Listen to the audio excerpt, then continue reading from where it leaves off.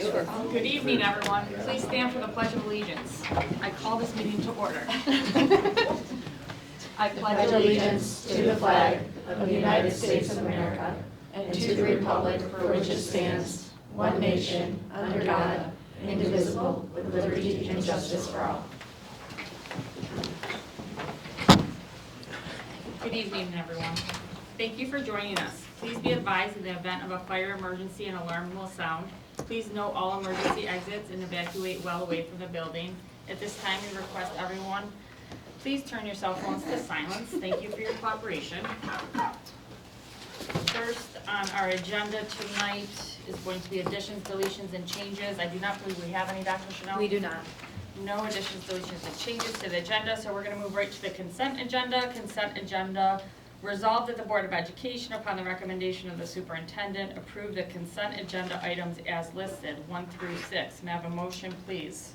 I'll make it. Second. Second. All in favor, say aye. Aye. Any opposed? That motion is carried, 4-0. We're going to move to communications, and we're going to start with points of pride. I think Dr. McNear starts. Yep. There are less than 100 days until graduation. The class of 2026 enjoyed a short celebration with donuts and breakfast to kick off the countdown. Congratulations to our archery club and their advisors on a great performance at the New York State Bullseye Tournament last week. They finished third overall in the high school division, highlighted by 12 season best performances. And thank you to Mrs. McKay, who organized a memorable trip to Universal Studios in Orlando, Florida for members of our senior class. Students enjoyed 2 days at the theme park. A special thanks to Mr. Hoy, Mr. Youngs, and Mr. Shelton, who also chaperoned the trip. The League of Extraordinary Middle Schoolers made history as the first students to represent Caledonia Mumford at the History Day regional competition.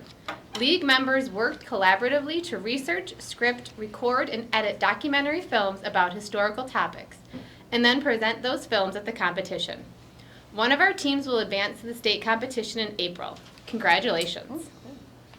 The elementary school is gearing up for the return of Parents as Reading Partners Park later this month. This year, they're leaning into their school spirit with the theme Reading Raider Olympics. It promises to be a high-energy week of literacy-driven events made possible for our students because of the collaboration between our parents, faculty, and staff. First graders recently completed a descriptive writing project. They celebrated their hard work and shared their writing and illustrations at a publishing party with fifth graders and special guests, including Dr. Chanel. The students received valuable feedback from their readers during the event. There was true Raider pride throughout the classrooms.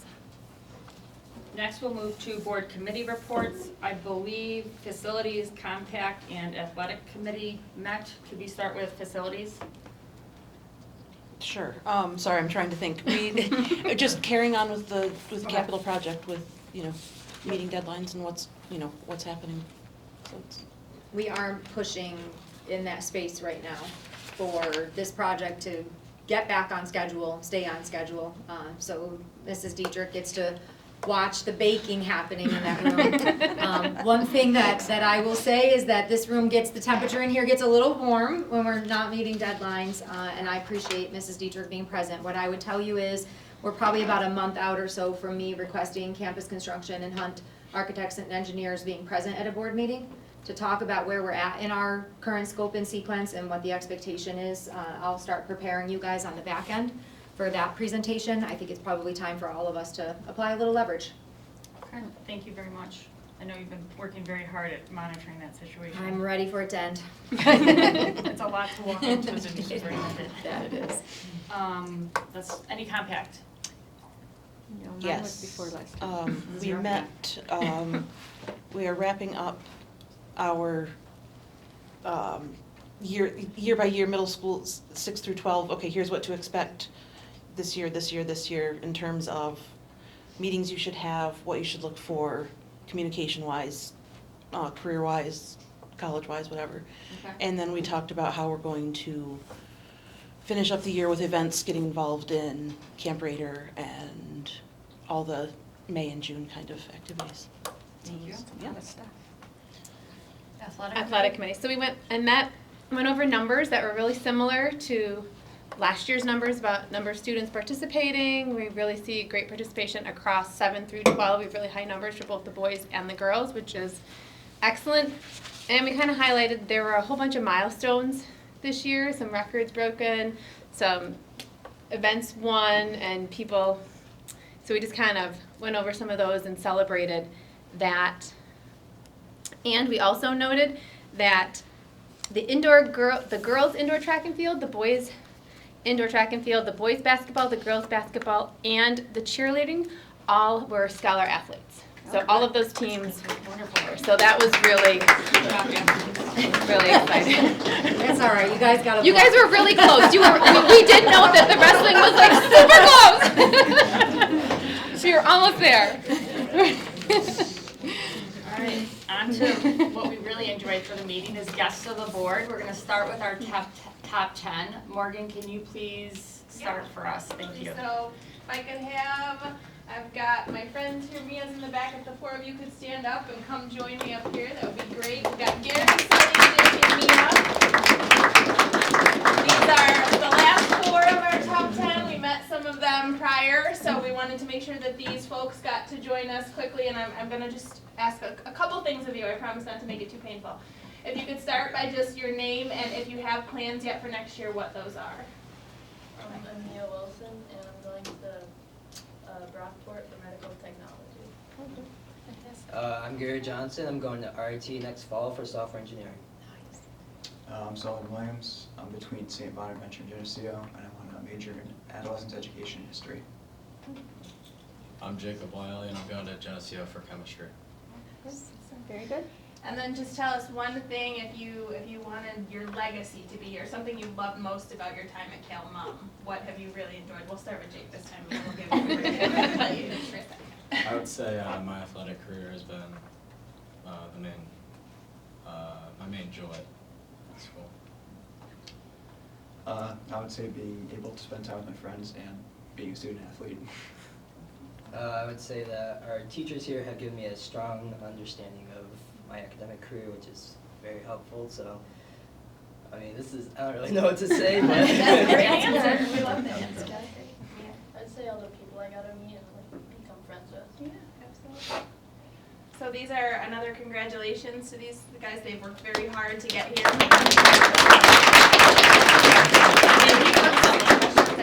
Yep. Thank you for coming, and thank you to some parents I see in the background that have supported these wonderful students through their careers with us. We appreciate it. Next on our agenda is the Becky, thank you. Varsity, I'm looking at them. Varsity wrestling team.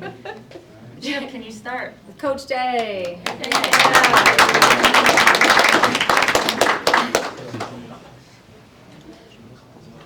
First of all, thank you for having us here this evening. Really appreciate this opportunity.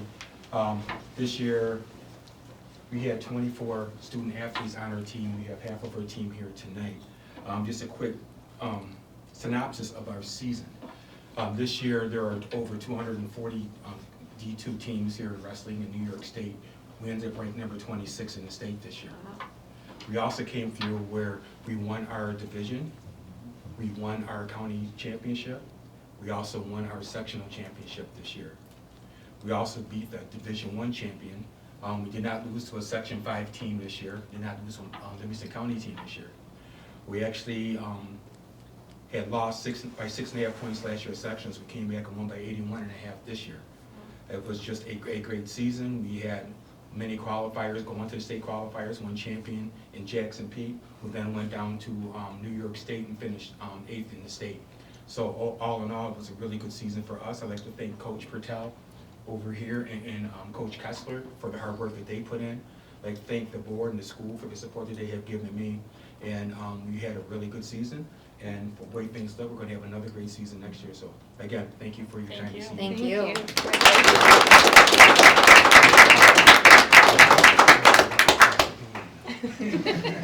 you. Thank you, Chip, on your dedication to the student athletes and everything you've done. It was fun. I had to bring my wife down to make sure I didn't commit to anything else. He already promised me he was gonna stay driving bus, so there's that. That's a given. I Have a really- good evening, everybody. Thank you, Thank you. appreciate you.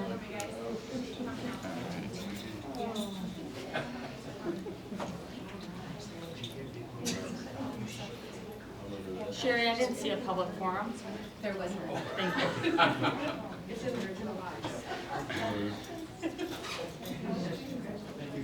Thank you. We're gonna move on to superintendent's report. All right, well, I'm gonna jump around here for a second, so I'm gonna ask both the principals to come up. We'll start with compact committee reports. Michelle can get us started. Right, well, we have 2 more compact meetings coming up, one on May 7th and June 4th, to wrap up the year. I can't believe I'm saying that already. But we did have 3 goals that we focused on. One was marrying our literacy goal with the community and seeing what we could do. So our Reading Raider program has been amazing up until this past weekend. Reading Raider must have been tired, took a little break.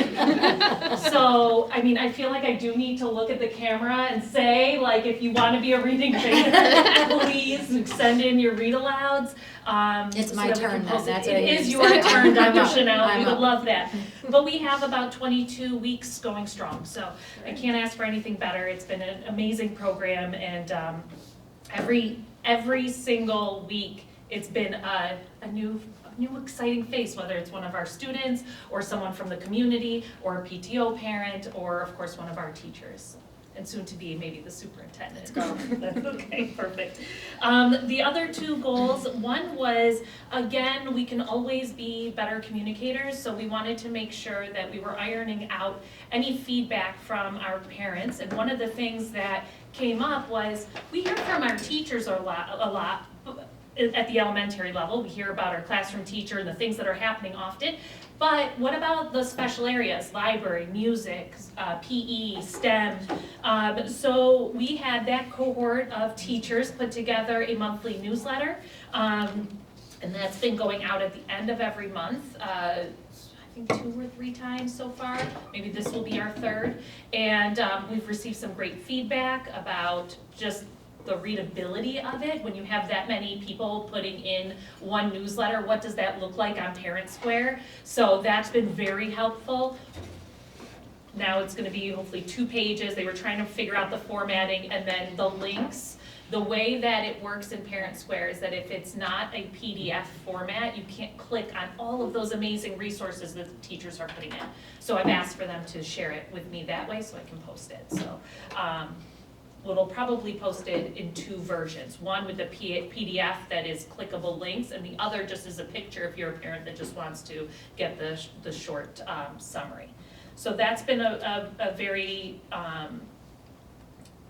productive goal that we've moved forward. And also the PPS department, special, all of our intervention services have also been putting a weekly, or a monthly, right? Monthly newsletter out to everybody, which I think everybody seems to enjoy. So communication always on the docket for improvement. And then also the 3rd goal, probably the one that was the largest lift, was taking a look at our guidelines for homework. I've heard a lot of feedback from our families over the years, and it was one thing that we just wanted to start the discussion around. So we started the discussion with our compact committee and with our students and with our teachers, of course, to get some feedback. And the consensus was, we don't want to get rid of homework. That's not the purpose of, that doesn't match our mission, but we did want to create some clarity about the consistency and what is expected at each grade level. Also, we wanted to come up with some language that if a parent or a family is feeling overwhelmed, that there are ways for that family to reach out and to get support in the realm of homework. That it was never meant to be something that is high stress. It goes along with elementary homework research of creating those good habits. So we wanted to keep that going. We changed the language that will be making its debut in our parent and student handbook this coming year. So thank you to everybody that has kind of put in, and yeah, we'll keep refining it each year. I don't imagine that this will be the only time we come back to the table to discuss homework and how it meshes with the lives of our families. That's it. Thank you. Compact. You're welcome. Your turn, Morgan. So, great. For junior, senior high school, if I can speak, the message that came through from the parents in Compact was that, you know, they know that we do a lot to prepare ourselves for college and career readiness, but parents don't necessarily get that message often. So our major goal was how can we improve our systems to kind of make sure that all that information is consistently shared so that parents can partner with us and we can hopefully create more opportunities for our students. So what we decided to do was first look at what we are doing and kind of organize it in a chart that's 6 through 12. So we have kind of a timeline of what students are getting as they work their way through our school. From there, we noticed some big points that are helpful for parents to have, and we created what we'll call informational flyers that are organized by grade level that will go out each year. So if you have an 8th grader, you're getting that 8th grade flyer, and it talks specifically about what you can expect this year for them to get, whether that be a scheduling meeting with the counselor, whether that be there's a field trip to BOCES that you should be aware of, because parents felt if we knew this was coming, we could then have those conversations with our students and then go from there. So I do have just kind of like I'm just going to share it with you. It's not finished yet, so I don't want to give you the actual full-on thing. We've got some editing to do still. But you can see that they're, you know, really pretty on the eye and visually appealing, and they give you the nice checklist of what you can expect for each year. So that's kind of been our work this year. We also plan to expand on that a little bit. We've looped Director Pete in, and we're hoping to create kind of a hub of all this information right on our website and the counseling suite kind of the website. So we've been exploring some other websites, district websites, and what they offer, and that's going to kind of be our next step as we move towards this. So we'll have the flyers, we'll continue to send things out on Parent Square still, and then we'll actually have the website where everything lives. So excited about that and the opportunities for our students. And then as Liz mentioned, we're also just getting into end of the year celebrations and bringing Compact in to be a part of that and helping us celebrate our students. So it's been a really rewarding work. I'm excited about it. Thank you. Thank you. All right, so let's talk about Marking Period 5 Honor Roll. This is just for your 9 through 12, so in a semester block school, every 5 weeks the children get another report card. It just keeps coming. So this is typically, I would say, the time of year where kids are starting to get into the thick of this semester. So you're going to see Marking Period 5. It'll be likely a little stronger than Marking Period 6, which gets a little tougher as we go through. But you will notice in this particular data report that we are up in terms of number or percentage of kids that are on both the rolls. We're at 69% for March 2026. Last year at the same time, 64%. So the raters are engaged and getting it done. We love to see a good honor roll number. That high honor roll is that much more impressive to see. You know, I often say that when you're thinking about the block semester schedule, you have to realize that the kids basically get 2 lessons each day in each class, right? So the curriculum moves pretty quickly. For them to hang tight academically is a beautiful thing to see. So congratulations, raters, on all your hard work. Next up for me, I want to talk a little bit about the budget development survey. I won't get too deep into it because I did build it into my budget presentation for this evening, but I think important things for me to note here that won't show up in my presentation. We did have 231 members of our community participate in our survey, which we might think is low, but actually is a good representative number in terms of looking at the statistics of that, being able to spread what we learned across the larger population. My plan is to complete, and I've shared with the board everything. You've seen the entire thought exchange, every single comment with no editing. I'm in the process now in the back end of doing a little bit of a deeper dive into some analysis. As I build a few more analytical tools, I'll start sharing those out with you so that you guys kind of learn alongside me what I'm seeing inside the data. From the analysis, I intend to come out with at least 1 more, if not 2 more questions for the community. So I would argue the conversation isn't over. So I am going to put out another thought exchange that will allow the community to maybe help us better understand some of what we're seeing inside the survey. So for the sake of clarity, I think some of the comments, and I'm sure you guys, as you were looking at it, probably read a few things and thought, I wonder what they mean by that, right? And so as I'm analyzing it, so qualitative research, like how often does that comment show up? How prevalent is that? I really want to take the things that are more prevalent and make sure that we can get another round of communication so that it becomes very clear what people mean when they use particular terms. So you will see another round of that coming back through. So hold tight. By the end of this week, I should have good data analytics for you, a little bit deeper dive, and I'll make suggestions around the next 2 questions I want to put out. So that's my next goal. Keep people talking to us for another 2 weeks. Help us understand what. 2 questions, Of Dr. course. Chanel. Does Thought Exchange function in a way where you can push the new questions out to everybody that's completed this current survey? No, so we'd have to push out again that there's another 2 questions. Yes, I think the difference in this one, so the first survey, when we talked about if we use our social media platforms to push the first survey, how do we ensure that the feedback that we got came from voters, came from folks that live in Caledonia Mumford? It's kind of challenging once you push it out on social media. You lose control over who just jumps in. So this first round, I think, we know I think we can't guarantee, but I think we mostly got taxpayers because it did not go out on our social medias. It went out through Parent Square, it went out in a postcard, we went to events, we asked people to scan the code, right? So this first round of data is probably what our community is saying to us. The second round of data, in order to turn it around fast, I'm gonna have to put this next round of questioning out on social media. So Understood. we could get clarity from folks in different ways. I try not to read body language, but if I don't put it out on social media, the only folks I'll reach are parents. Yeah. And I feel like that leaves out a pretty large section of the community. I guess I wouldn't be opposed to thinking about, are there ways that we could push it out on social media? If you get responses, say, when the responses come in, can you tell from the IP address if it was? No. It doesn't gather, like if it's No, from it doesn't track that. I mean, Nevada. I'll ask versus- demographics. And we use like a VPN too, so like mine is often coming, saying I'm in the like UK. Batavia. Oh, really? Really? Mhm. I have to turn it off You sometimes travel a because lot. I do, I'm all over. We learned something But- new about you today. You know how to use VPN. I Good do. for you. So that protects me, but it would come back as you'd be like, oh, she's not even in the country. Why are we getting these responses? Yeah. Right. Yeah. Well, we're just gonna do the best we can, right? That's what we've done all along, and we're gonna push it the way we can. Yeah, I just didn't know if there was a function on Thought Exchange, because I can't remember if I put my email in. I thought I did. I don't think so. That would make No, it very okay. non-anonymous. Yeah, that's there's no. that's true. Yeah, we I didn't just collect couldn't anything recall. through there. I'll keep trying to brainstorm it. I'll run it through Thought Exchange to see if they have any ideas, but I don't think so. I think in order to do another round of communication, so let's say, for example, one of the threads that I see in there is like people want more, they want more budget information. So what do they want that is more? Like, what does more mean to them? Like, I don't know that would be my follow-up question, but let's say that it is.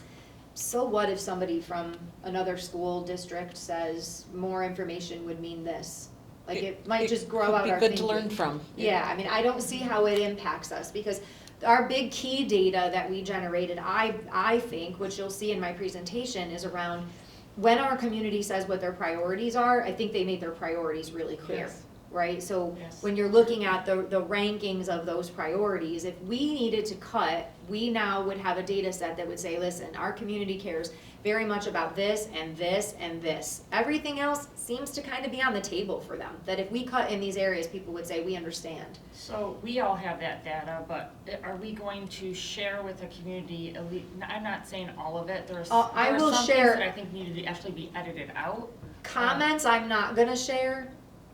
There's a way to share out the analysis of the survey results without giving the individual comments. That's my thought. Yeah, I think that it'd be good for the I- community to see what we saw. My intention is to send out as much as what Liz, you've we asked for can. that as well. Mm-hmm. Yeah. Yeah, the more we can share, the better. I agree, There's nothing secret. I agree. I'm trying to formulate a question, like if you're asking questions about questions, how does that skew the results long-term? That's not Yeah, how I so want to I phrase wouldn't- it, but I don't know how to say Not it. so much questions about questions, let's go to some of maybe the more conceptual things. So when I sent to you the analysis of the report, let's say, for example, the community wants to see more fiscal accountability, and you see certain terms in there, like frivolous spending, and instantly I read that, I thought, man, I wonder what people mean by frivolous. Like, what do they see they that see? they think is frivolous, that we might think, like, like one of the comments said, Camp Raider, for example, like you could cut Camp Raider. And I instantly thought, well, if we cut Camp Raider, we could. We're talking about, I don't wanna say pennies, like obviously it costs Very us. small percentage. It's funded somewhat through the student councils, the high school principal line has always paid for the two inflatables. Most of what's there isn't really costing us a ton of money. So like the student council buys the hats, purchases the hats, they sell the hats, the kids buy the hats. So like there's a lot that kind of happens for the day, but not in terms of our budget. So if we're gonna define frivolous, I'm really curious, and how I viewed it as, boy, we do that event and I think the event is really cool, but we never really talk about what does that actually cost us. So maybe the communication here is not that I disagree with the word frivolous, it's that, well, we think that that's social emotional learning and we only do it one day a year. So how do we do a better job of communicating why we do Camp Raider? Like what's at its core? How is it developed? Why does it exist? So I saw it as like there are things in there that I was like, oh, I see opportunities to communicate some of why we do what we do.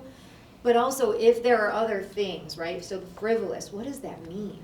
And if people then identified for us, like, well, here are things I see that I think are frivolous. So I personally have been asking folks for the last couple of days, like, let's use the word frivolous. Like, what would you say? Helium balloons, Helium balloons, lots of them. and lots of them. Well, I only just know that my husband pays a lot of money for helium, or for gases in So- college. Yeah, so like, I don't know is that, when the community sees certain things, do they think frivolous? And what are those things? And we're kind of good at throwing a party. Yeah. I think we do it pretty economically, but maybe from the outside looking in, that's what they say is A frivolous. lot of disposable stuff. The question when I asked it this week of a taxpayer, I said, say that you thought the word frivolous, like what about us, when you look at our spending, what about us would you say frivolous? And this taxpayer said, you know what? The only thing I really get upset about is knowing that the 1998 building was built and there were so many more kids at the time. That's right. And we don't need them anymore. So frivolous for me is the size of that building, but I'm not sure what you could do about it. Think how different that is, Yeah, right? that's Frivolous is a helium balloon, frivolous is you got this big school. So then I said back to the taxpayer, let's say that the thing I could do, so say we have too much space. We could take some of our special education teachers and we could say, you actually don't need a full-size classroom. So we could have folks kind of share a classroom space with some wall dividers to give privacy for kids. You could do that. And we could rent classrooms out to BOCES. They would bring special education classes, kids from all across the region. They would bring them in to build special education classes and put them in your schools. They then pay rental fee. So could we take a space, and if we were to take that space and rent that space out, would that help somebody that thinks that that building is frivolous feel like that building is not frivolous? That same decision might make somebody in that survey that said, don't bring kids from other schools, right? Go, whoa, you're gonna change the culture of our school, you're gonna pull on the resources of our principal, our assistant principal, our social worker, our guidance counselor to try to support a classroom, right? So you do have to think about what do people mean by frivolous, and then as we begin to say, okay, now how do we build a solution for what you think is frivolous? Well, then we'd wanna know that that is a real solution and would have a rate of return versus a draw to our own local mission. So it's, to not understand frivolous for me, like obviously it's a question I'm now wanting to know more about, because we can't adjust for the community if we don't know what they think frivolous is. I have a comment. Sure. Because you had mentioned this to me at some point in time, there was a big concern after COVID that kids lost a lot. And they lost a lot of socialization and everything like that. And I remember you saying something like, we need to have dances or something like that. I can't remember exactly what it was. Well, But- you had me reading that book, The Anxious Generation. Yeah, that's right. Yes. Yeah, right. And so I think there's been a lot of thought probably on that in terms of how you get, you've been away for 2 years or whatever and Yeah. want to try to get campus, what am I trying to think? Lively. Vibrancy. interactive, yeah. I wanted to say patriotism, but that's not the right word. What am I trying to say? School spirit? School spirit, thank you. Yeah. And you want to do that, and yet there was a comment that somebody made, like, you look at the pictures that get put on in Facebook, and it's almost all sports, which is wonderful. But we're also wanting to have academics, here. And so we need more pictures of the math team doing their thing. And, seriously. Yeah, And, no, I think things we, like that. we because- saw that. I feel Yes. like we definitely saw that in some of the conversation. I agree with you. Yeah, right. But anyhow, I think that is an important thing, is that we want to make us cohesive. And one of the ways to do cohesive is doing Spirit Week and getting Yeah. dressed up in funny things and stuff like that.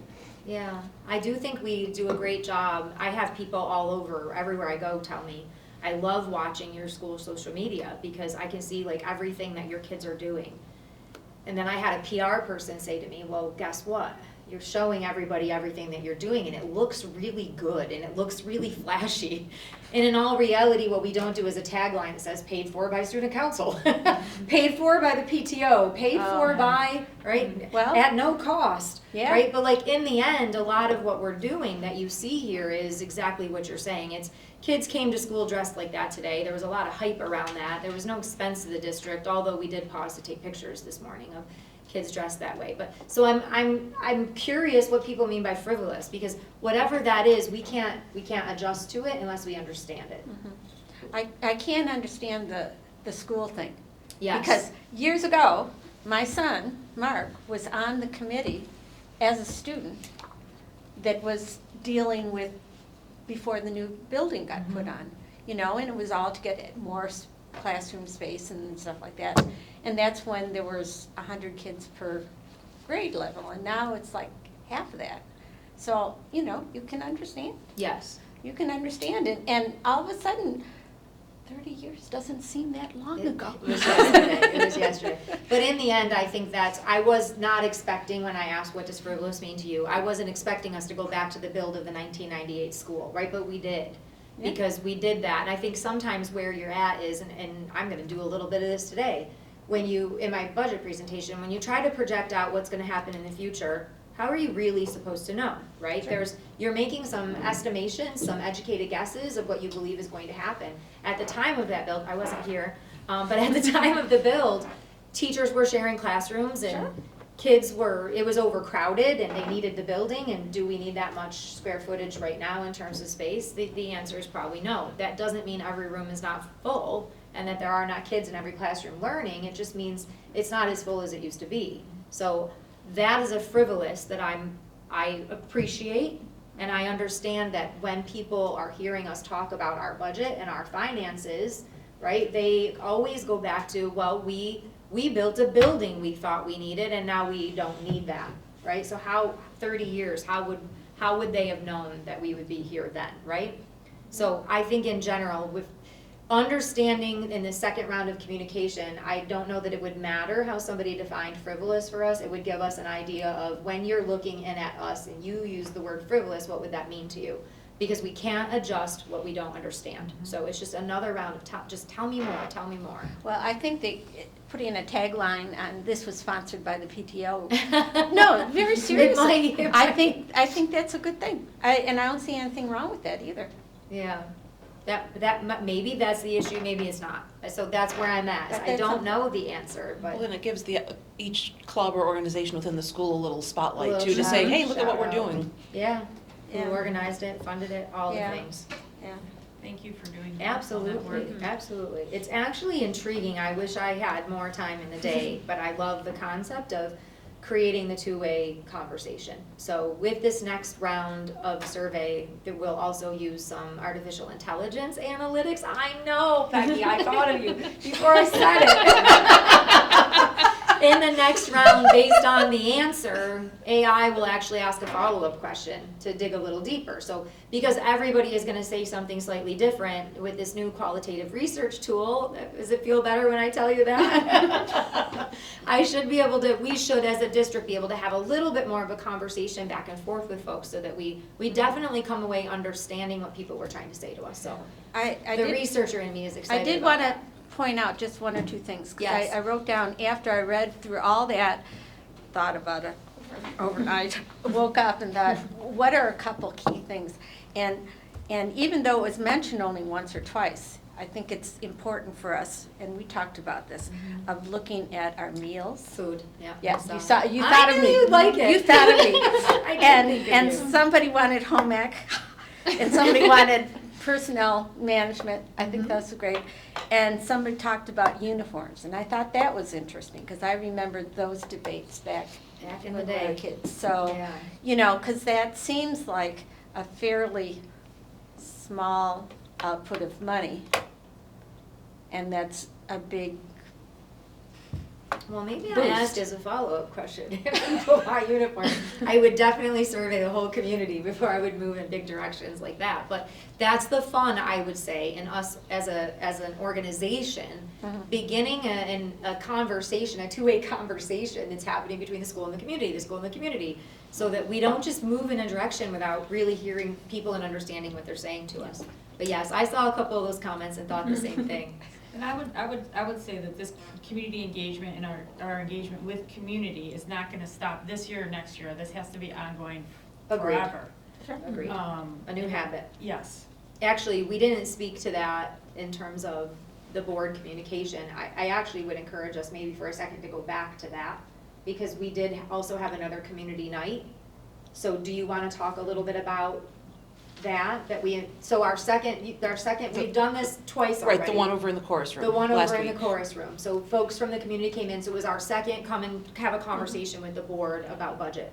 Yeah, there were 4 or 5 community members plus compact committee, and I think what resonated most was the assessments, and people are panicking about how that will affect their Yes. wallets, all, you know, across the board. Doesn't matter if you were raised 20,000, 100,000, 500,000, whatever it might have been.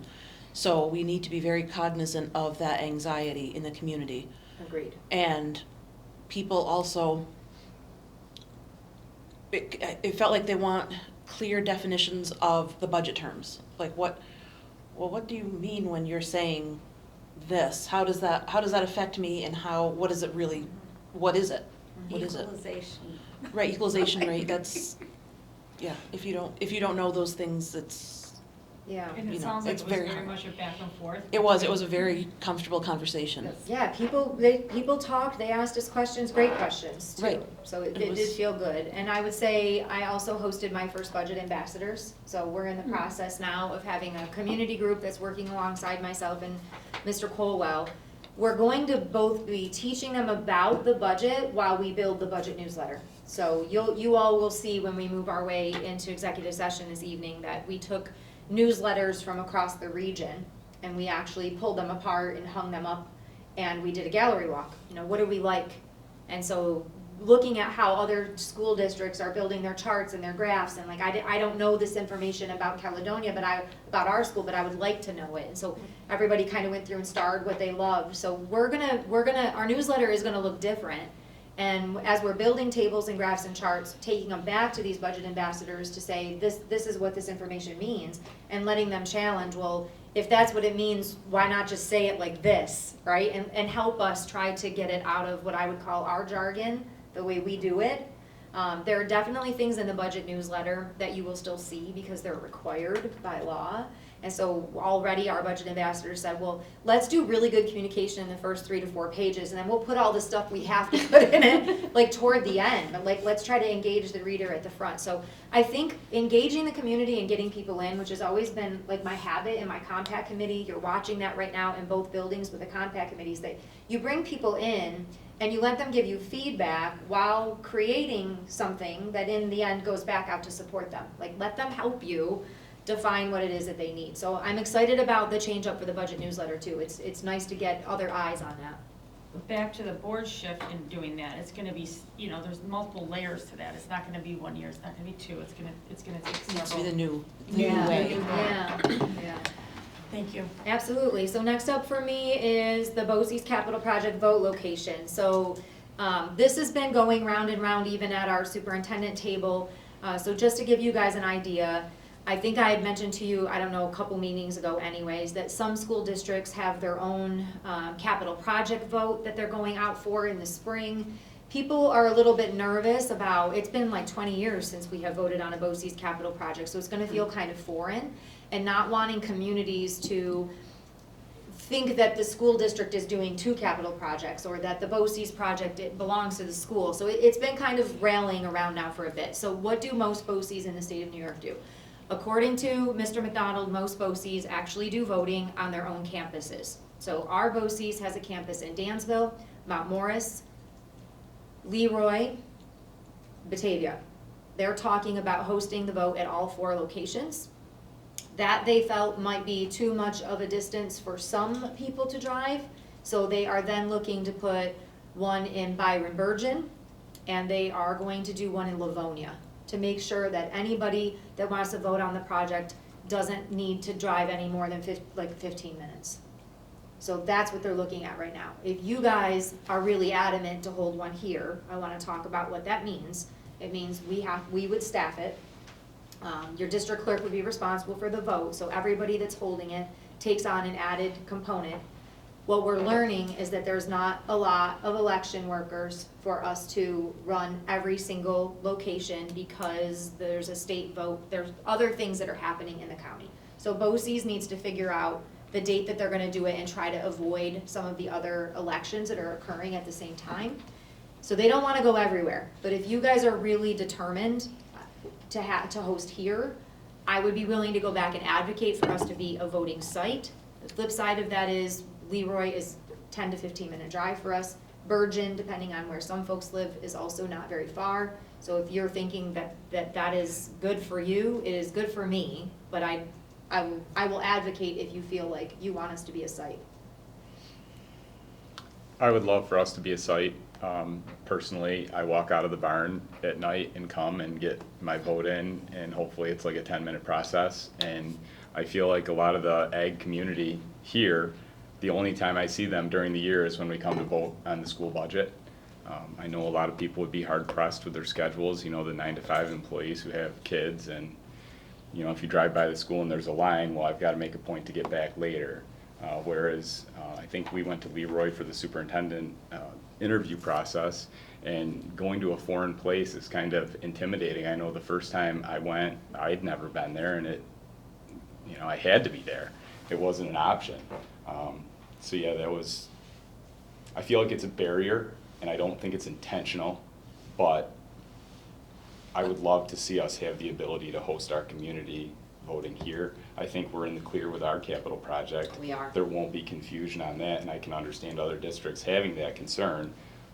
It's just a matter of cost. The cost to staff it is obviously, we don't want to pay for anything we don't have to, but I don't see more than 15 or 20 people from Caledonia making a trip to a different community to vote. I think you're right. Yeah, I personally, I wouldn't drive to Leroy to vote for something that's going to happen anyway, and that I feel like I have no, like if I'm, my husband, he's not gonna say, okay, let's go to Leroy and vote for this project that I don't understand and I don't know how it's going to benefit me or our kids, and they're gonna do it anyway, so why would I drive? One of the questions that's still unanswered is the date. Still unanswered. So I am worried that if we were to host it here and it's close to our own budget vote, what does that mean? I don't know what it means. The only thing I glitched over, honestly, at the thought of it being in early June, and I'm not the only one, Oakfield, Alabama also went down their first budget last year, so there is that piece for me, honestly, that's like, man, I would really hate to have our first budget vote go down.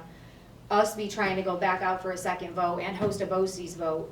If I felt like we were free and clear, and it felt like this was gonna be smooth sailing this spring in terms of our own budget, I probably would have advocated all along. I don't know where we're gonna situate. I would feel better if what happened last year hadn't happened. So I personally would like to see us get the district's business done, but I will do as the majority here sees fit. But that would be my only, that's my only hesitation. I agree with Mike and Liz that like having it here is way more convenient for our community. They're more likely to come and have their voice be heard. However, if it is close to our budget vote, it will cause confusion in the community Sure as will. to what they're coming to vote for, which one's BOCES, which one's our budget, what does it, I'm just gonna say no to Why? everything and go home. Yeah. Right. I'm not going to vote at all. right, and so that, like, that's the concern that I have There's with both- having it here Both are very valid. as well. Like, it's, you want it here because you want our community members to be engaged and you want them to come and vote, but also having it here can cause confusion, especially if there's a We don't have potential to of decide close tonight dates. still, because there is no date, right? So maybe in the next couple of days, we get a date, and then we look at that, and then I can tell you what the revote date is gonna be, because that's in law, so I can come back to you and tell you what that's gonna be. We could look at how far apart those are. I wish I didn't even have to say that to you out loud tonight, but I feel like the community is in upheaval again, right? And so we're finding ourselves needing to be very thoughtful about getting the work of the district done. One nice thing to address Dr. McNear's concern is the budget vote is always on the same date. It's the budget vote.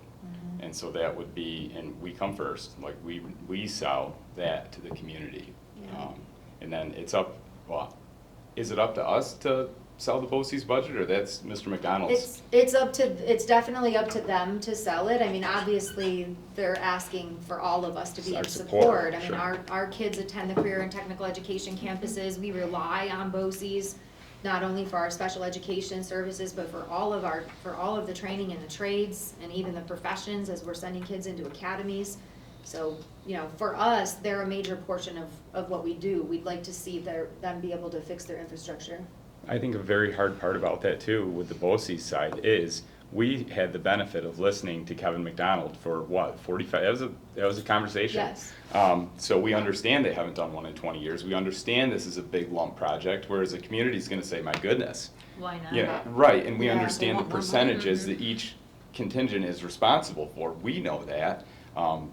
That's a lot to communicate. Look at how much work goes into our It is. capital project, and they're That's- we don't yes. know.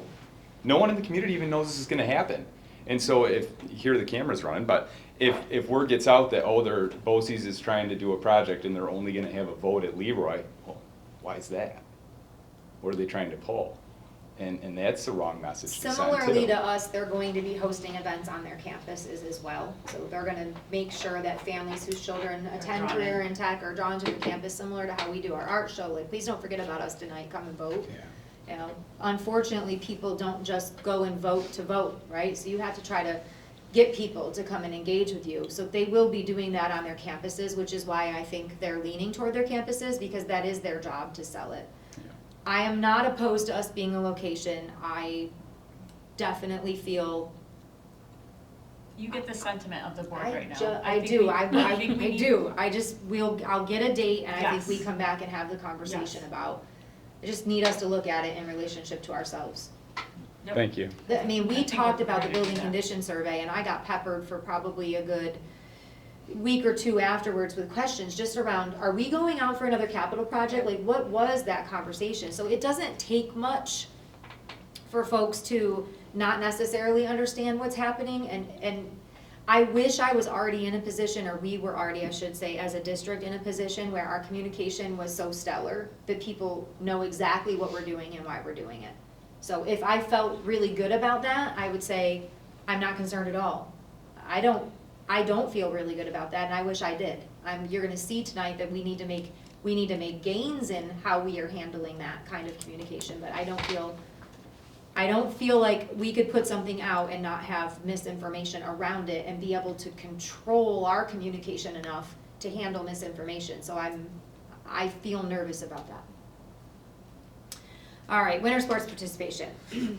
You already talked about it a little bit. We did have great participation for winter sports. We had 100 students participating, 712, which was actually up a little bit from the year before. Winter is usually your lowest participation rate, just by the nature of how many kids are kind of on a sport. And the sports themselves, let's just say basketball, for example, you don't carry the roster that you carry for a lot of your fall sports. So to see your winter numbers nice and strong is always fantastic to see. We've been able to do that by adding indoor track a few years back, which really increases participation for both boys and girls. So congratulations to all our sports teams, and of course, I'm always super excited that we are talking about them as student athletes and that they brought it again this season. So thank you to the Raiders and their families for all that goes into that. All right, Thank you. thank you. There is no old business, so we're gonna move to new business. And we're gonna move on to budget presentation number 3, with the proposed 2026-2027 annual school budget. Dr. Chanel. Here we go.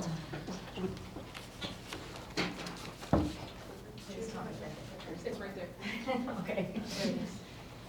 The clicker has to be plugged in and charged, you guys. We learned that today.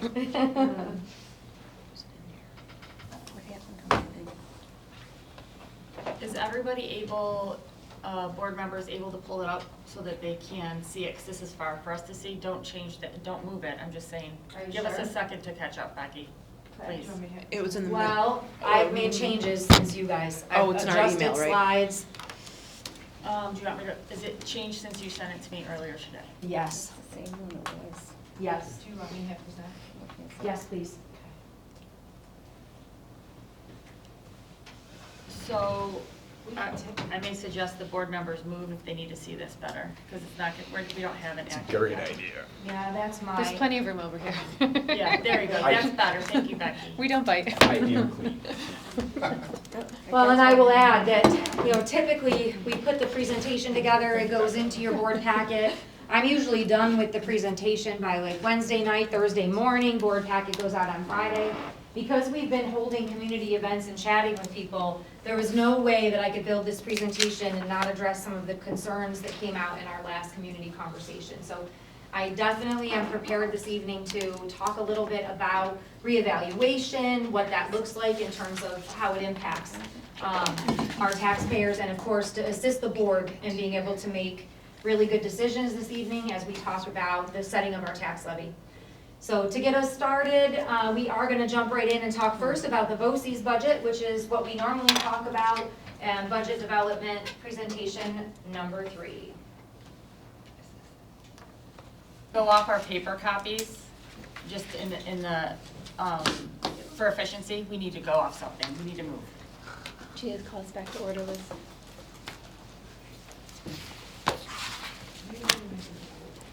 Ian's ready to switch? All right, are you ready, Becky? Yes. I'm sorry, but I know No, we need no, to. no, Can no, I have it's a fine. motion to get back into our meeting, please? So moved. Can I have a second? Second. All in favor? Aye. Aye.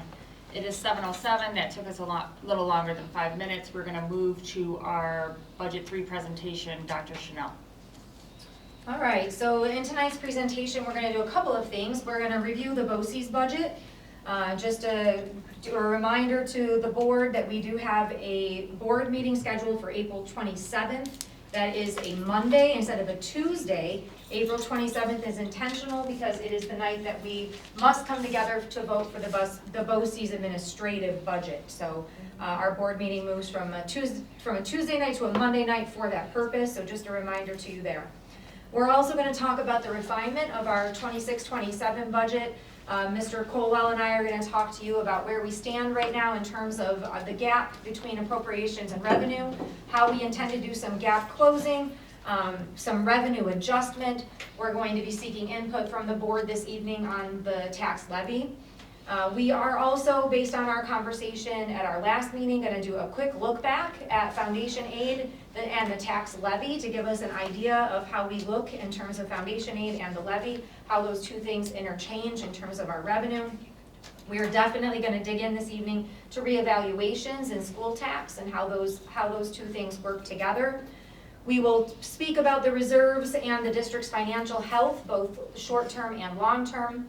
I'll speak about the budget survey results a little bit in this presentation, and again, then just wrap up at the end talking about our next steps. So let's get started with the BOCES expenditures. I'm going to let Mr. Colwell speak to this to get us started.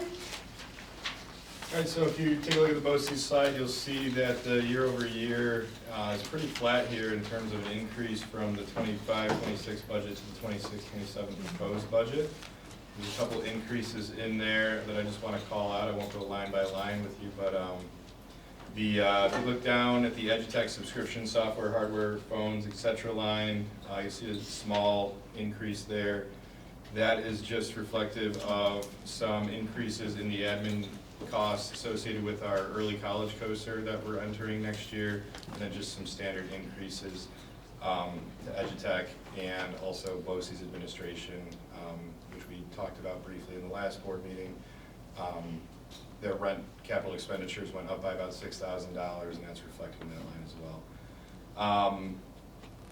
The other line I want to talk about is you'll see a larger increase in the software and hardware line.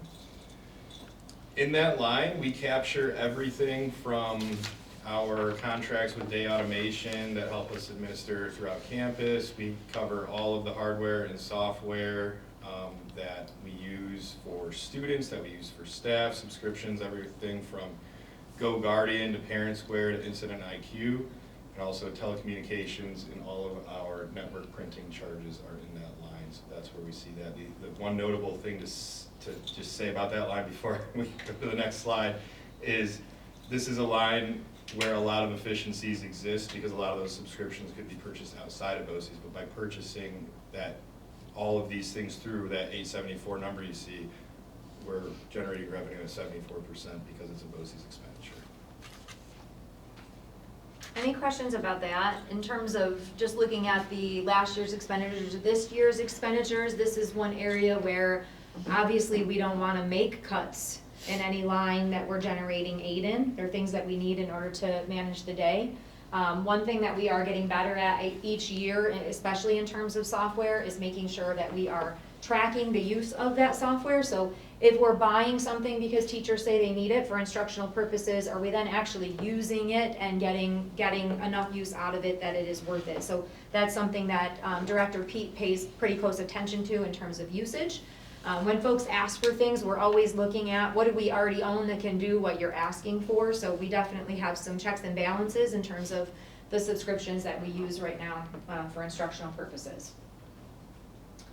So this evening I want to talk a little bit about some district-wide priorities. So you've heard from the administrative team what their priorities are. Their priorities have been built into this budget. At this point, we're starting to lean into some district priorities that I think that are reflected inside the budget that you've been looking at, and things that we should consider. So I do believe that we need to increase our communications with the community. I think we've heard that pretty steadily. I think it's something that in my time here in Caledonia, we've heard periodically in terms of at board meetings, even conversation long-term around a newsletter. I surveyed the superintendents in the region just to get a sense of how many people do still send a newsletter home. There are a lot of districts that do mail newsletters home, nice printed versions. Almost no one is doing that monthly. So we had talked maybe a meeting ago, maybe 2 meetings ago now, that we need to develop our own pattern. Maybe sending something out quarterly would be the way to do that. We can purchase communications through BOCES. I would actually go into a cross-contract on this one and cross-contract with Monroe 2 BOCES with their PR department so that we would have someone assigned to us. So built into this budget is a person that would work for us 1 day a week. They would be responsible for assisting with our communications, assisting with our social media, and posting on social media, which you see they're doing a little bit for us right now. They're managing just a little bit of that, the budget conversation for me. As you know, we used Genesee Valley BOCES last year during our budget season. They assisted with our newsletter development, so we're just taking that exact same money and we've moved it over into Monroe 2 for this season. They also, once they're on campus and working for us 1 day a week, will be able to assist with some of our webmaster work. So that's something else that's come up. It has not been a huge district priority for us to maintain the website, but definitely something that we've heard from community members. The other thing here, which I think is probably, you're gonna see it twofold, it's definitely something that we piloted this year. So I want to talk a little bit about a pilot. So we were able, through our local BOCES, to join a COSER that allows kids to earn college credit through dual enrollment and actually have their dual enrollment courses paid for by the district and then generate BOCES aid on that college tuition. So much like we pay for our students to go to career and technical education for the trades, we generate aid on what we spend there. We're now able to do something with dual enrollment. So in the first semester, we piloted it, And we did not go out strong saying that we would pay for every college credit. I wanted to see like how many kids actually in Caledonia their families are going through the GCC dual enrollment process, paying for college credit to earn that college credit. So we went through our normal process for kids getting involved in dual enrollment. We then did not have parents pay for GCC courses. In the second semester, we rolled that out slightly differently, and we came out with some messaging that said, you won't have to pay for the college classes, the district will do that to see, is it about money from the first semester, or is it about kids just are not interested in earning dual enrollment credits? We got into the second semester and we said, listen, the district is going to pay for it, we're in a pilot, and we saw participation increase significantly. So once we are paying for the dual enrollment classes through GCC, we actually are not only gonna generate aid on the tuition that we pay for students, we are also going to generate aid on the portion of the teacher's salary for the time that our teachers are teaching that course. That is huge for us. So just in running those numbers for this year while we are in pilot, it's also same year aid. So we are going to have close to $100,000 of aid that we're going to generate this year that we were not expecting for revenue. Salary and benefit? Benefits do not run through. Okay. Salary does. And that's dispersed the current school year that you earn it, or That is following? correct. Okay. Wow. That is same year aid, same year aid. So we've generated aid this year on teacher salaries that otherwise would not be aidable. So we are constantly looking for ways to create efficiencies. That's one of the ways that we are hoping to create efficiency. What I will not do, I will not turn our entire high school and every class that we run into a GCC class, and let me tell you why. We have our own curriculum, we have our own courses, we have our own unit design. Once you start to switch over into some of the GCC courses, you would have to change everything about the curriculum that you teach in order to align to their curriculum. So I'm not in a hurry to change everything that we do and that we've done well. What I am asking right now is all of your department heads across the middle and high school are really studying what courses do we offer. When we map those courses over to the GCC catalog, how many, I'm calling it low-hanging fruit, how many more GCC dual enrollment credits could we pick up? So you're talking about two things here. The one that's most important is that we offer kids lots of opportunities to earn college credit. Why is the state of New York doing this? Well, because there's research behind this that suggests that kids that earn college credit while they're in high school are more likely to graduate from college. So you're trying to give kids a good, solid base. It also really has a great benefit to taxpayers. Right now, between our dual enrollment courses and our advanced placement courses that also earn college credit, we have students that will go off to college and be sophomores by their second semester. So what we're getting ready to do will just be in addition to. GCC does have some stipulations. So in order to teach a class at the high school level that is connected to GCC, dual enrollment, you must have 18 credit hours in that content area in your master's. So you basically have to qualify to be an adjunct professor in order to offer the dual enrollment here. So we also have some teachers that do not have 18 credit hours in their master's program. So they would not be able to offer dual enrollment through GCC. So currently, this year we offer dual enrollment through GCC and through RIT. So all of our Project Lead the Way courses run through RIT.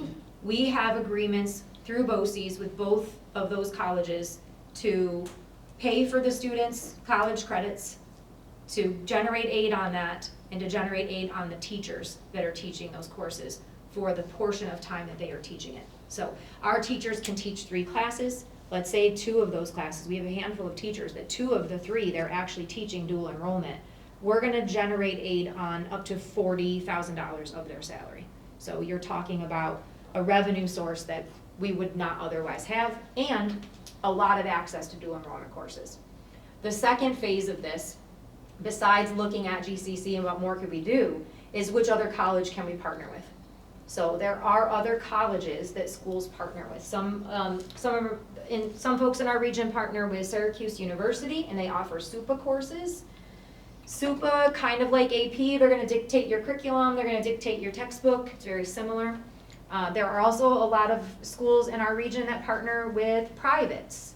And so we've started to do just a little bit of a research into some of the private schools. So while their tuition might be a little bit more than a GCC tuition, colleges like, let's see, who are we talking to right now? You just did one, Morgan. Houghton. Morgan met with Houghton. Houghton will allow teachers to teach dual enrollment course as long as they have the credit hours, but it can be in their undergraduate work. Now, once it's in their undergraduate work, you're talking about most of our content area teachers across our high school. So we're gonna continue to look for partnerships to really take this next level of dual enrollment for us. Not only to offer to kids, but obviously here we talk about both the opportunities to children. How are we going to do that and have it be cost effective? We're not only gonna generate aid on that college credit that we pay for, we're gonna generate aid on the teacher salary. It's huge, it's just huge for us. Questions about that? Yeah, go ahead. Go ahead. Okay, so it's $100,000 reimbursement, and that's at half capacity or full swing? Do you think that that's a representative of like the second semester? That's Like a more full representative of that's the full year, As it ran with a slow intro, or? Yes, that's Okay. just what it looked like for us without trying to do a lift. That's nice. Isn't it? I'm excited about What's it. your net cost of the program though? Is it cash positive or? It's very cash positive. Really? Yes, very cash positive. I can share those numbers out. I wanna say tuition was right around, I'm gonna say let's say $13,000. It was a little over 12, so let's say tuition was $13,000. We're gonna generate 8 on that. Yeah. And then on our teacher salaries, we had, I wanna say 7 teachers. Of those 7 teachers that we normally pay out of the general fund, you would never generate 8 on that. We're generating 8 on almost up to 40 on all of them. I think there was only one that we're only gonna generate up to 20 because that teacher only taught a college level course in the fall. I'm gonna fight that a little bit as best I can. We're structured a little bit differently than other schools because we're semestered. So I've gotta plug in for like, hey, we're different, right? So I should still be able to get up to 40. I'll see what I can do. I can be fairly persuasive from time to time. And I just wanted to make a comment about it as a parent. So I had multiple students that did dual enrollment this semester. One of them, no matter what, we were going to dual enroll him. The other one has always said he will never go to college. And so I didn't want to fight him with it. He didn't want to do the paperwork. And if I'm having to pay for that out of my pocket, I probably would have because I would. But I can see other parents, if their child is saying, I don't want to go to college, not wanting to pay that money. So not only is it a benefit for the school's finances, it really is beneficial for the students and the families in the district because I signed him up and he's a freshman. In 3 years, he might be like, oh, I really do want to go to college. I wish I had those 3 courses that I could have had credit for. And there'd be no way to go back and get that.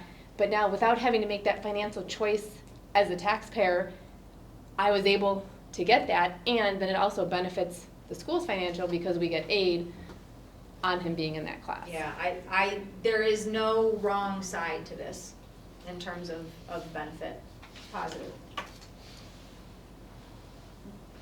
So, let's talk a little bit about the gap first, okay? So we're gonna look here now at I went forward a couple, I apologize. I'm gonna flip back and forth. So this is now kind of looking at the entire budget. So you've seen bits and pieces of the budget. This evening you'll look at the whole thing. This first one here, we're showing you appropriations down to that total where we, right now, with everything in the budget, all of your administrative priorities, the district priorities, everything we put in there, you're looking at $23,843,877 on your appropriation side. Your revenue side, this first slide is showing what our revenue would be if we went out at our cap. So let me back up one slide. I want Brennan to speak to this a little bit because the last time we were together, the cap was 1.93 and we are now up a little bit. So let's talk about why the tax cap moved.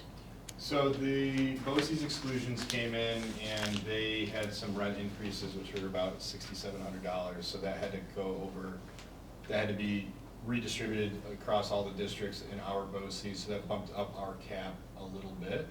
to 2.0154 from 1.97. It changed it a tiny bit, so what you'll see here is what that translates to in terms of an increase and what that translates to in terms of the total tax levy from 0.5% up to the full cap. So a full cap now would be a $159,000 increase or an $8,083,166 tax levy.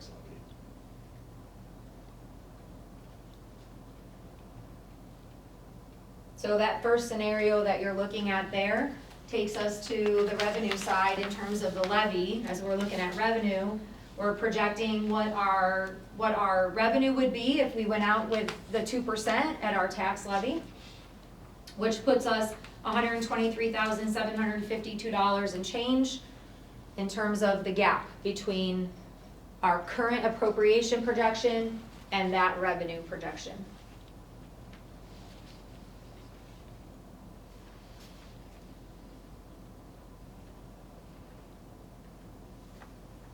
Next slide for that, we went ahead and said, okay, let's show the board exactly what that's gonna look like if we were to go out at a 1% tax levy. So if we go out at a 1% tax levy, that takes our total tax levy to just over $8 million. And it leaves our gap at $204,205 and change. So again, no change in appropriations, just watching what happens to revenue. And last, looking at that gap, if the board decides that we are going to go out at a levy of 0%, going out at a levy of 0% means we return back to the exact levy that we used last year, so we're collecting no more funds from our community, just under that $8 million mark at 7,923,478. This puts our gap at $283,440.38.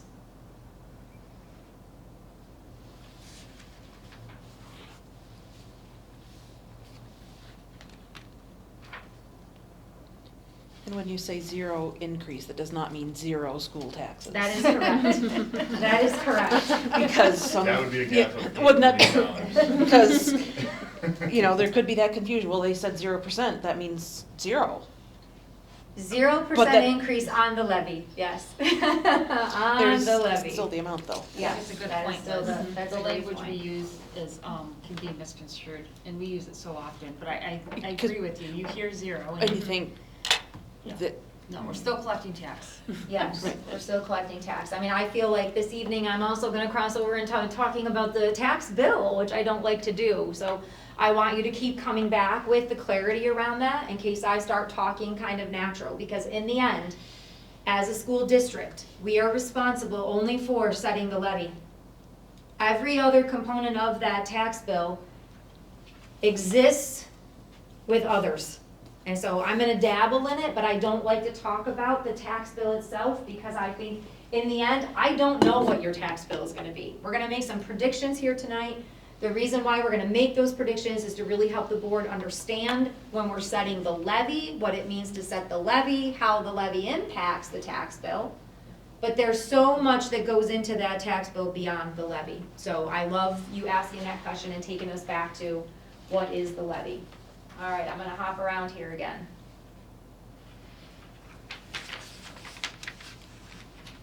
So if we're gonna try to close our gap, we know that regardless what you guys decide here tonight on setting the levy, we know that we have a gap regardless. So I wanna talk about what our strategies are for refinement and efficiencies before we see you next.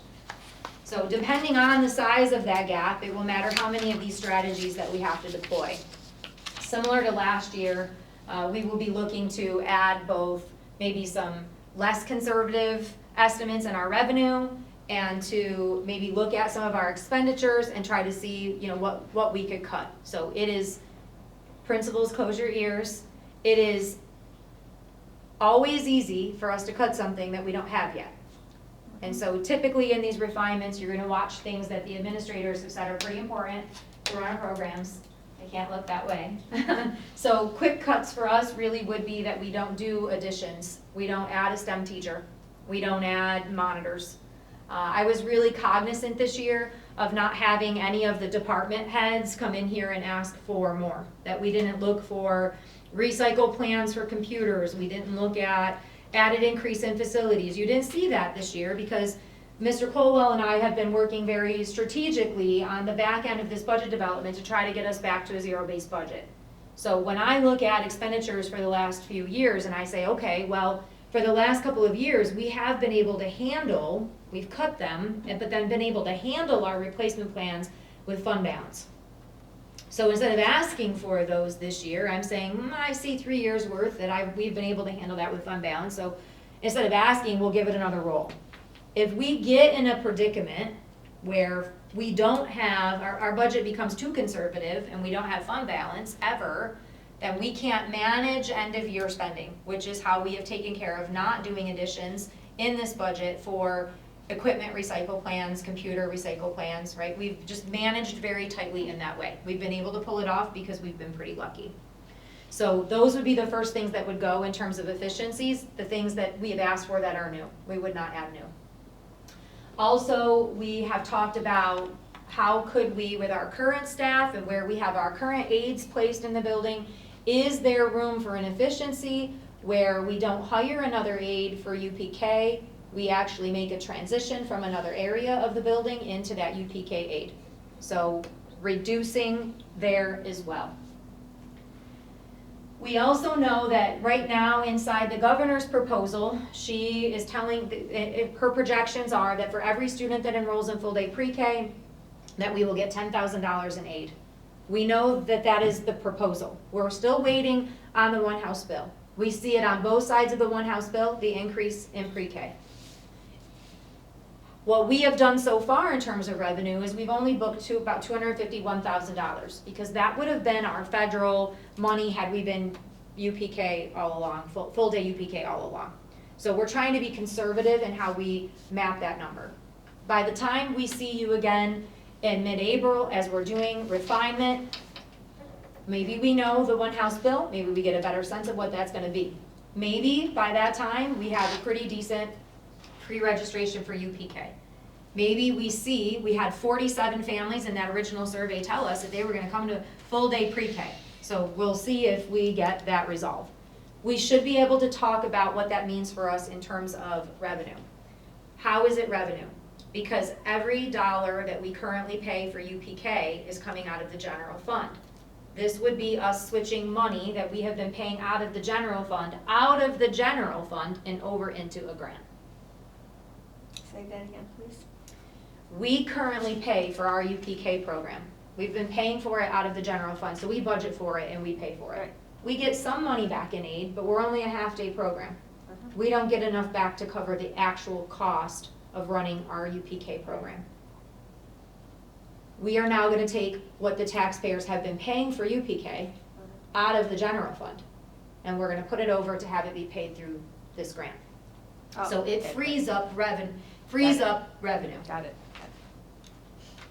Okay?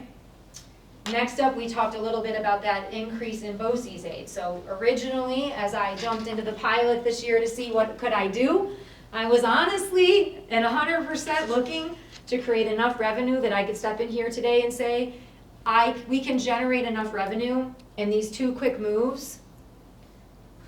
The second move we made this year, we moved our teacher leadership stipends into a BOCES COSER, and we generated aid on all of those. So your grade level leaders, your curriculum leaders, they've all gone through a training and curriculum leadership at BOCES, put them over into the COSER, we generated aid. Between the increase in the early college dual enrollment and moving teacher leaders over into a BOCES aidable line, I was really hoping to get that STEM teacher. I was really hoping. I'm trying very hard to find ways to create efficiencies that also allow us to build out programs. We know we need to build out that program. Depending on where we go with the levy, right, it will change how that money is being spent. Questions about refinements and efficiencies? I trust that you have conversations with your team. I know some of the things they brought to you us as proposals, their wish list. Are some of those higher priorities for them, such as like the lunch monitor, than other things they might already have? And would that conversation, are those conversations you have with them where there might be low-hanging fruit of something that they don't feel is necessary as They these additions they would strategically want? didn't ask you for anything this year that isn't where they're feeling necessary. But something they already have. Give me an example. I don't know. Would Okay, I they don't- want to give anything that's already a cost in exchange for? Is that a conversation you have? Yes, them? so in terms of exchange, that's actually why you see, like, even in the UPK, like, could we take something that was functioning in one area of the building and actually move it into another to create efficiency? So the answer is yes. I think one thing that you probably all need to see a little bit more data from us. I feel like we have a ton of it, and I don't want to overload people. We talk often about how many teachers we have at each grade level and how many kids are in each class. And while we might be able to handle 2 or 3 more kids in each of those classes, we don't have enough kids to go to 4 teachers, and we definitely have too many kids to go to 2. Right. So in the end, when we're looking at ourselves straight across the board for how we are staffed, there isn't any place to wiggle in terms of your teaching staff. So for them to try, like, I'm thinking in particular about STEM because I'm pretty invested in that building still too. Like, we know we need that. So if we don't do that, there isn't staff to teach courses that we need to offer, and there isn't anybody we could offer up to then have the STEM teacher. Whereas like a few years back, if you recall, we had a retirement. Lee Staley retired, driver's ed teacher full-time, taught phys ed 1 block. When Lee Staley retired, we didn't replace Lee. We went looking for efficiency. We trained 2 teachers in teaching driver's education for us. We moved most of our driver's education, all of our driver's education now actually, into the summer. So there have been times where we've been able to swap out for efficiency and create a new model. With what we're asking for right now, there is no efficiency to create. So the lunch monitoring in the middle high school is all happening with core area teachers. So how do we make sure that kids that need math support get math support? How do we make sure if you got behind in science that the science teacher can pull you? Right now, that's a little challenging. And that has happened because we took an aide from the building and moved her over to transportation department to be both a secretary and a driver. We didn't replace her in the building, right? So every time we've created those efficiencies, every time you do that, you save money in the budget, but then you create another spot where there wasn't anybody there to backfill. So once that aide switched over 2 years ago now to the transportation department, you're down a person. I do think at minimum, we probably should look at an aide. But I'm not asking for more budget money for that, because one of the things that we did is we transitioned from the aide over to a worker from Center for Youth, put that through BOCES, generate aide on that full position. Not as flexible as an aide is what we're feeling this year. So you might see us go back to our old model, but at no cost in terms of, it's not an addition to the budget, but we will lose revenue on the BOCES end. Going back to my high school, our lunch period and our study halls were manned by like seniors. They were the monitors. Is that anything anybody would ever think about doing? In other words, you would have a senior, actually sometimes it wasn't even a senior, and their job was to come to and they were monitoring their own kids. We could do it over 3rd graders or something like that. You know, you have older kids come and read to younger kids. We definitely have older kids over in the elementary lunchroom, assisting with lunches over there, but. Oh, you do? Yeah, Okay. but at the elementary level, I don't know how that would go over if we tried to move lunch monitors that were students into the middle high. Anyhow. Yeah, We'd be I hiring flinch another over that. detention monitor. Well, Yeah, I flinch can over see you it. flinching, but Yeah, I as I flinch over said, it. That's what we did, and this was a huge high school with thousands of kids. I would just have to, like, I guess what I would need to understand is well, I suppose if you hired a student to be a lunch monitor. Well, it wasn't They'd hired. have to for us, right? Because if not, we aren't meeting our own policy around supervision. So now you don't have school staff doing supervision. We don't, in our current policy, we don't leave kids unattended without supervision. So we would have to look at that. I'm not opposed to researching it.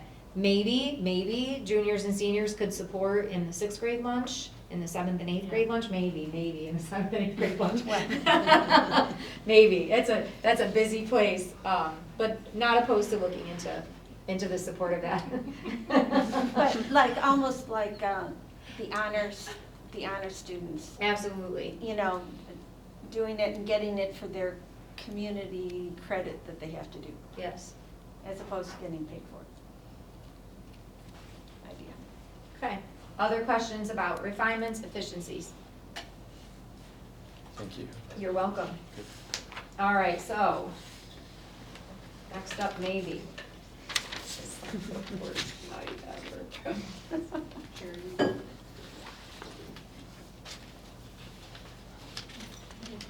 Click yes for one at the bottom, just to make sure. Are we good now? If it's I know that.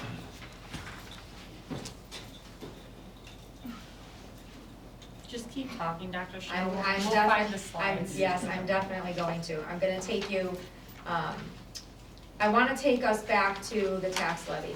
So I think it is important for us to discuss the levy. I'm not gonna ask you in this moment to make a decision. Before we leave this presentation, we really do need to have the levy set, maybe not in stone, but we've gotta get there in order to be able to make our refinements. So what I wanna do is talk a little bit about what that gap looks like. So hard to keep track of where I am in this. I want to talk about what the gap looks like. So no matter what, we have to make refinements to the budget. And if we're going to talk about the refinements, I suppose this would be a good time for us to at least start to have the conversation around year cents. So when you're thinking about this tax levy and the upcoming vote, 2%, 1%, obviously anything in between, or looking at going out at 0, which you don't see in my chart, but like I'm feeling it, right? Not just from individual communications and questions that you all have asked, but also from the community. We're feeling that right now. There's some pretty open pressure around. People just don't have the money. So I think in general, I want to get started by talking about the fact that, to Liz's point, we definitely still will be collecting school tax. So what your tax bill was last year, with a reevaluation, your tax bill, if we go out at the exact same levy, could still go up. It's likely still gonna go up, right? So tonight, I wanna run us through some scenarios around, kind of what happens with reevaluation and how it plays into a tax bill. But when I do that this evening, I wanna be clear that I cannot tell folks what their tax bill is going to be. So the whole next portion of this conversation is really going to be me talking about some scenarios. They are scenarios. So if you guys will go to, I believe it's slide 20 in your slide deck. I already can't use a clicker, so I'm giving up on it. Slide number 20. The following scenarios are not a complete picture of what, yes ma'am. What should it look like, because our slides aren't numbered?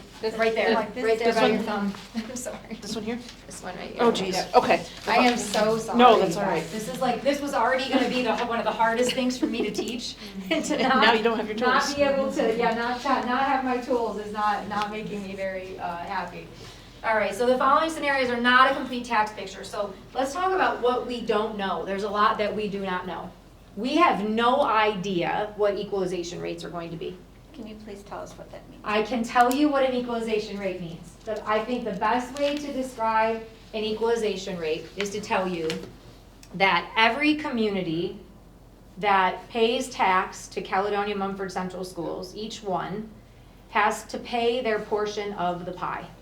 So So when you say community, you mean Caledonia and Mumford? Caledonia, Mumford, Leroy, Riga, Chi-Li. Chi-Li, Oh, okay, so there are a lot. Wheatland, there's a Yeah. lot. Any Yes. of the communities that have students That come in- here. Yes. enrolled. Come here. Enrolled in our So- school. Yep. Okay.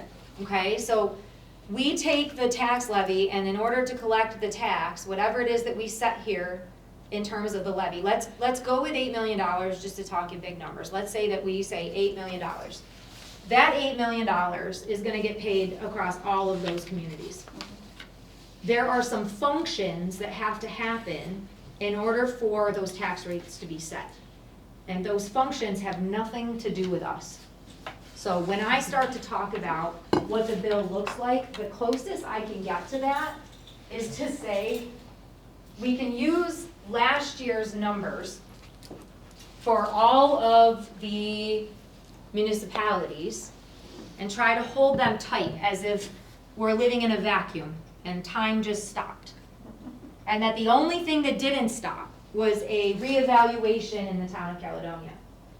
So the reevaluation in the town of Caledonia has happened and the letters have gone out. But it's And not in the other communities? some communities in, not in our school district, no. Really? Livingston County, yes. Almost Oh. everyone in Livingston County has either already gotten their letters or they're expecting them. There is a county-wide reevaluation occurring in Livingston County. Right. It is our understanding that there will not be a reevaluation in the town of Wheatland till 2027. Yeah. Right? So, well, where we have to stay though in this conversation, and not go too in the weeds, is that every single bill has lots of functions that occur in it that are outside of our control. Okay? So we're gonna hold as if everything else is the same, except that Caledonia, the town of Caledonia and village was reassessed. Okay, so this is a scenario that shows you what happens when the assessed value of a community goes up significantly, but this is a taxpayer whose assessment, although it went up, did not go up at the same rate as the community. Okay. It is my understanding, so write these numbers down, but they're just for you. Block the camera for a second. It is my understanding that we are somewhere, town of Caledonia, we are somewhere between the value of this community, the whole community's value, every taxpayer saw an increase in their assessment, on average, 40% increase. Last week, I believed it to be 30. Yeah, that's what I thought it was. I now think we're leaning toward 40. You'll be surprised to know that the assessor is not as available as she would have been a couple weeks ago. I am told that there is a wait list, right, to meet with her. So there is a wait list. She is currently meeting with people pretty consistently, and there is a wait list. So I did play phone tag with her a little bit today, but today I'm hearing through the grapevine, and I'm still waiting for confirmation that really it's 40. My numbers show what happens if the average of the town is 30%. So let me tell you what that will impact. If it goes to 40 instead of 30, this number will get lower. When your assessments go up, your tax rate goes down. So this is an example of a taxpayer whose assessed value went up, but their assessed value went up by 20%. In a community that went up 40, in a community that went up 30. So when that happens, this taxpayer is actually going to see a decrease in their tax bill. This taxpayer is going to see a decrease in their tax bill if we go out at 1%, and certainly if we go out at 0. Difference about $35. And you're explaining that because it's below the 30%? Yes. Yes. This one is a tax decrease because this property did not go up in value at the same rate as their neighbors. That's hard to understand. Oh, I know. I know. You wanna talk about equalization rate now? Nope, we're not gonna talk about equalization rate at all this evening, put a pin in it. Let me. So, Caledonia, the people who live in Caledonia, their reassessment should take their equalization rate to like 100%. Yes. That means your true tax is on whatever the number you have, which is, I like that, because Yes. then you get, when you go to the grieve your assessment, you can truly say, this is what my parcel is worth. Whereas and it's because your assessments are current. If you're in Wheatland and your assessment is 10 years old, but they've incrementally adjusted you, last year, so Wheatland's gonna have the additional burden this year because there was an issue with the equalization rate. Okay, so we remember that. Yeah. But our equalization rate could be as low as 55%. So if my house is currently assessed at like what a fair value is, I'm still getting taxed at a 45% increase over what, so it's really, it's an advantage to have a current assessment Right, to the because community. For, Yeah. I don't, Yeah, if you wanted, for Wheatland, I don't know if I wanna say that out loud. I feel like it's gonna be a double whammy if you've not been assessed recently, right? Because the equals, if they've incrementally, I can't grieve my assessment this year because it's actually accurate. But according to the equalization rate, Equalization rate is gonna take your market value to what it Way calls beyond, market value, correct. and you can't argue it because it's being inflated at a state level. right. There's nobody to go talk to. So Caledonia is actually, I mean, they did, it's painful to look at, but like Dr. Chanel's showing, that your tax rate per thousand is falling. We're not spending more money because the value of the properties in the community has gone up. Our budget In is very fact, consistent. we would not. So I think that's where people are confused, right? So people think my assessed value went up, the school is gonna collect more. We only collect, as a function of how school tax works, we only collect what we agreed to levy on vote day. So again, if it was $8 million, we're not only, that's a big number. We're collecting $8 million, whether your house went up by 20%, whether your house went up by 40%, or whether your house went up But by that one went up. 100%. But that last one, Oh, instead, yeah. I This mean, one that's was up. $426. This is an example of a property owner whose assessed value went up slightly more than the community average. Okay.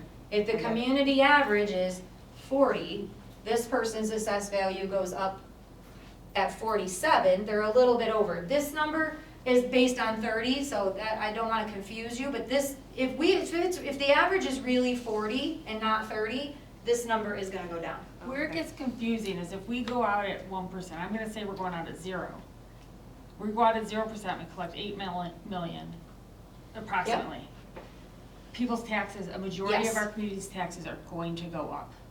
Probably 50% of the community's taxes are going up, even if we go out at 0. I wanted you to see that this evening. So even if we go out at 0, and so you're back to whether we go out at 0 or whether we go out at 1, you're back to the difference for this property owner is $35. Maybe a little more. But it's not a huge, tremendous jump like you would think with. Well, No, but they're someone- gonna get the jump anyways, Right, but it's the right? difference of Because of their $50, reevaluation, they're gonna get the jump Which we anyways. have no control over. Which we have no control over. We don't control that. We don't control that. This one is probably the worst case. This is the worst case scenario, this one right here. And this one I think was probably the hardest one for me to hear, and it wasn't from one taxpayer, it's from several. So there are a handful of roads in the town of Caledonia where almost everybody on the street saw their assessed value go up by 100%. There was a family at the meeting last week. Yes, yes. That doubled. Yep, they doubled. So the examples you have in here are real examples from our community. They are. They are. We can see your property tax, your school tax bill from last year. I can see your property taxes. I can see all of that by going to the county's website. So I went in and pulled real people's bills and said, okay, now let's look at what that would look like for our taxpayers. So again, you're not taking into consideration equalization right? All of that, I can't do any of that. Everything held as if it were last year, except I wanna show you, this is the correlation. This is what happens when that tax rate, when we get reassessed, this tax rate is gonna go down. The tax rate goes down, but based on your increase in assessment at 100%, this person's tax bill is going up $4,000. Their school tax bill, an estimate, $4,000 if we go out at 1%. 3,960 if we go out at 0. No matter what we do, no matter what we do, no matter what we do, we can't solve the fact that their reevaluation caused their portion of the pie to grow. So I don't love the term fair share. I don't love it. It's not usually how I like to talk about money. This is how property tax works in the state of New York. If your home is worth more than your neighbor's home, you pay more than your neighbor. It's based on the value of your home. This example, I think, is challenging because now you're talking about folks that live in your community who maybe built this house with their own hands. It didn't cost them $1 million to have that home. Last year, their home was $499 and they could afford to live there. This reevaluation, they're very concerned about living in their home. We can't help them with that. But is that real? That's real. That's actually happening to people. They're gonna fight their evaluation. We have no control over that. No matter what, their bill is going up. I think this one was like $114. The difference between, for this taxpayer, the difference between us going out at 0 and us going out at 1 is another $114. Which is minor compared to $4,000 that they're paying. Yes, because no matter what, Yeah. no matter what, they're paying it, no They're matter paying what. At least 4,000. Yes, no matter what, 0 or 1%, no matter I what. think your slides showed that really well. And they also helped me understand how some people that, even though their assessment went up, their taxes can go down, because that's very confusing for me. Because it's the average across the whole Yes. municipality. Before these post on the internet, I feel like I'm gonna get a big red stamp that says sample. Because I think in the end, there are so many more numbers that really factor into what this is gonna be, but I tried to make it concrete, because in the end, we have a big decision to make in terms of the school budget. And I see this as two things. I'll go back to the beginning of our conversation. I see it as, I can't control that this is gonna happen, we can't control that this is gonna happen to you anyways. We can't. We also can't control some of our own expenses. And so if we don't go up, so now I'm gonna take you to a couple samples. My slides, I am so disoriented from not having a clicker to get started, I apologize. I wanna take you to a health insurance example. Oh, yeah. Let's go look at our health insurance example. Health insurance is one of our largest increases in terms of our appropriations for the coming school year. It is not unlike any other organization in the state of New York. Healthcare costs are off the chart. For us, we belong to 2 consortiums, so I want to talk about that for a second. We don't just go out and buy our healthcare. We belong to consortiums so that we get buying power. So that already exists for us. We're in consortiums with buying power. Our consortiums, similar to our own local reserves that we have, as a school district, we pay into the consortia. We have a reserve account over there as a consortium, and we pay for healthcare. So we all unite and we pay for healthcare. So it mitigates some of our own liability, right? If you have someone that is very ill, someone that works for you and needs a heart transplant, right? You're talking about a very expensive employee to have. We mitigate one another's bills by making sure that we have big buying power. There are a couple of factors that are happening right now in this market, in our local market. We use Excelis. Excellus will tell you if they were sitting in this room right now that one of their biggest issues is that you have two very large hospitals in Rochester, Rochester General and Strong, that are buying up every little hospital, buying up every practice, buying up everything. It's getting harder and harder to negotiate price because you have no one to pit anyone against to keep prices down. Prices are skyrocketing. We can see in our data that a knee surgery 3 years ago, what it cost versus what it costs today, skyrocketed. We can see that drug costs, our pharmaceutical costs, have skyrocketed. What are we doing about it? All of the consortia are looking at ways to, honestly, limit access to certain medications.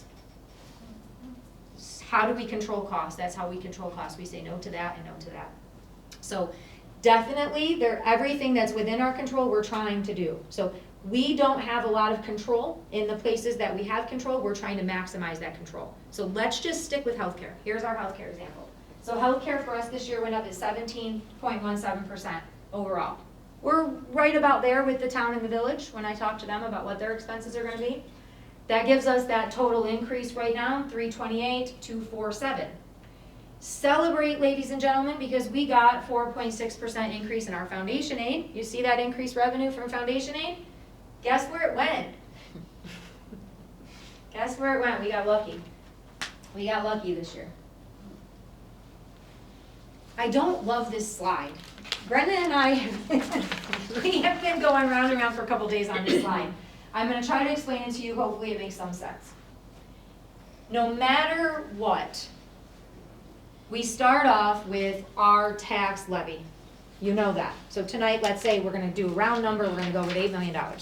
If we don't collect anything more this year, we go out of zero. We collect that same $8 million. We don't get any more money.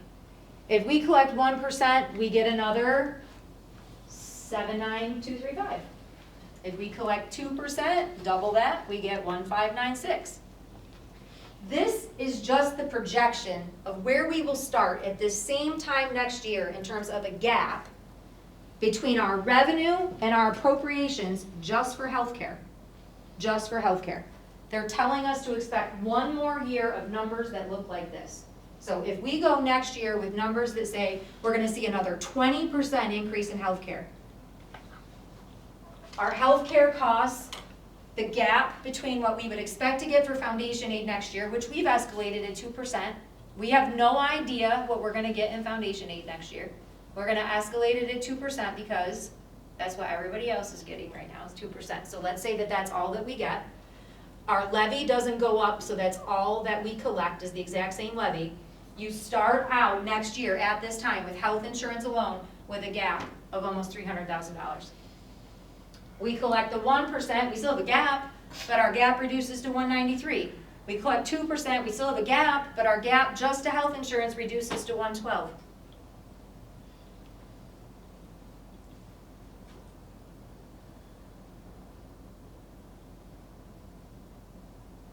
The community is asking us in our conversations to think about the right now. The increases in their own costs at home. We have our costs too. There are increases at home. The increases in utilities. We heard utilities in both meetings that we were in. Now we're hearing the reevaluation, the increase in property tax. We are in fact their largest tax bill. Your school tax bill is your largest tax bill. They're saying we can't do it. I need us to understand when we're making our decision, we could start off next year like this. Maybe this doesn't happen. Maybe next year we see an increase in foundation aid. I'll be the first one to celebrate that. Maybe next year health insurance is magically fixed and we don't see this massive increase. This is just health insurance. This isn't us looking at the increased cost of our contracts. It's not the increased cost of our own utilities. All the things that you know are also going up in our house. This is just healthcare. Questions? We have an uphill battle regardless. We do.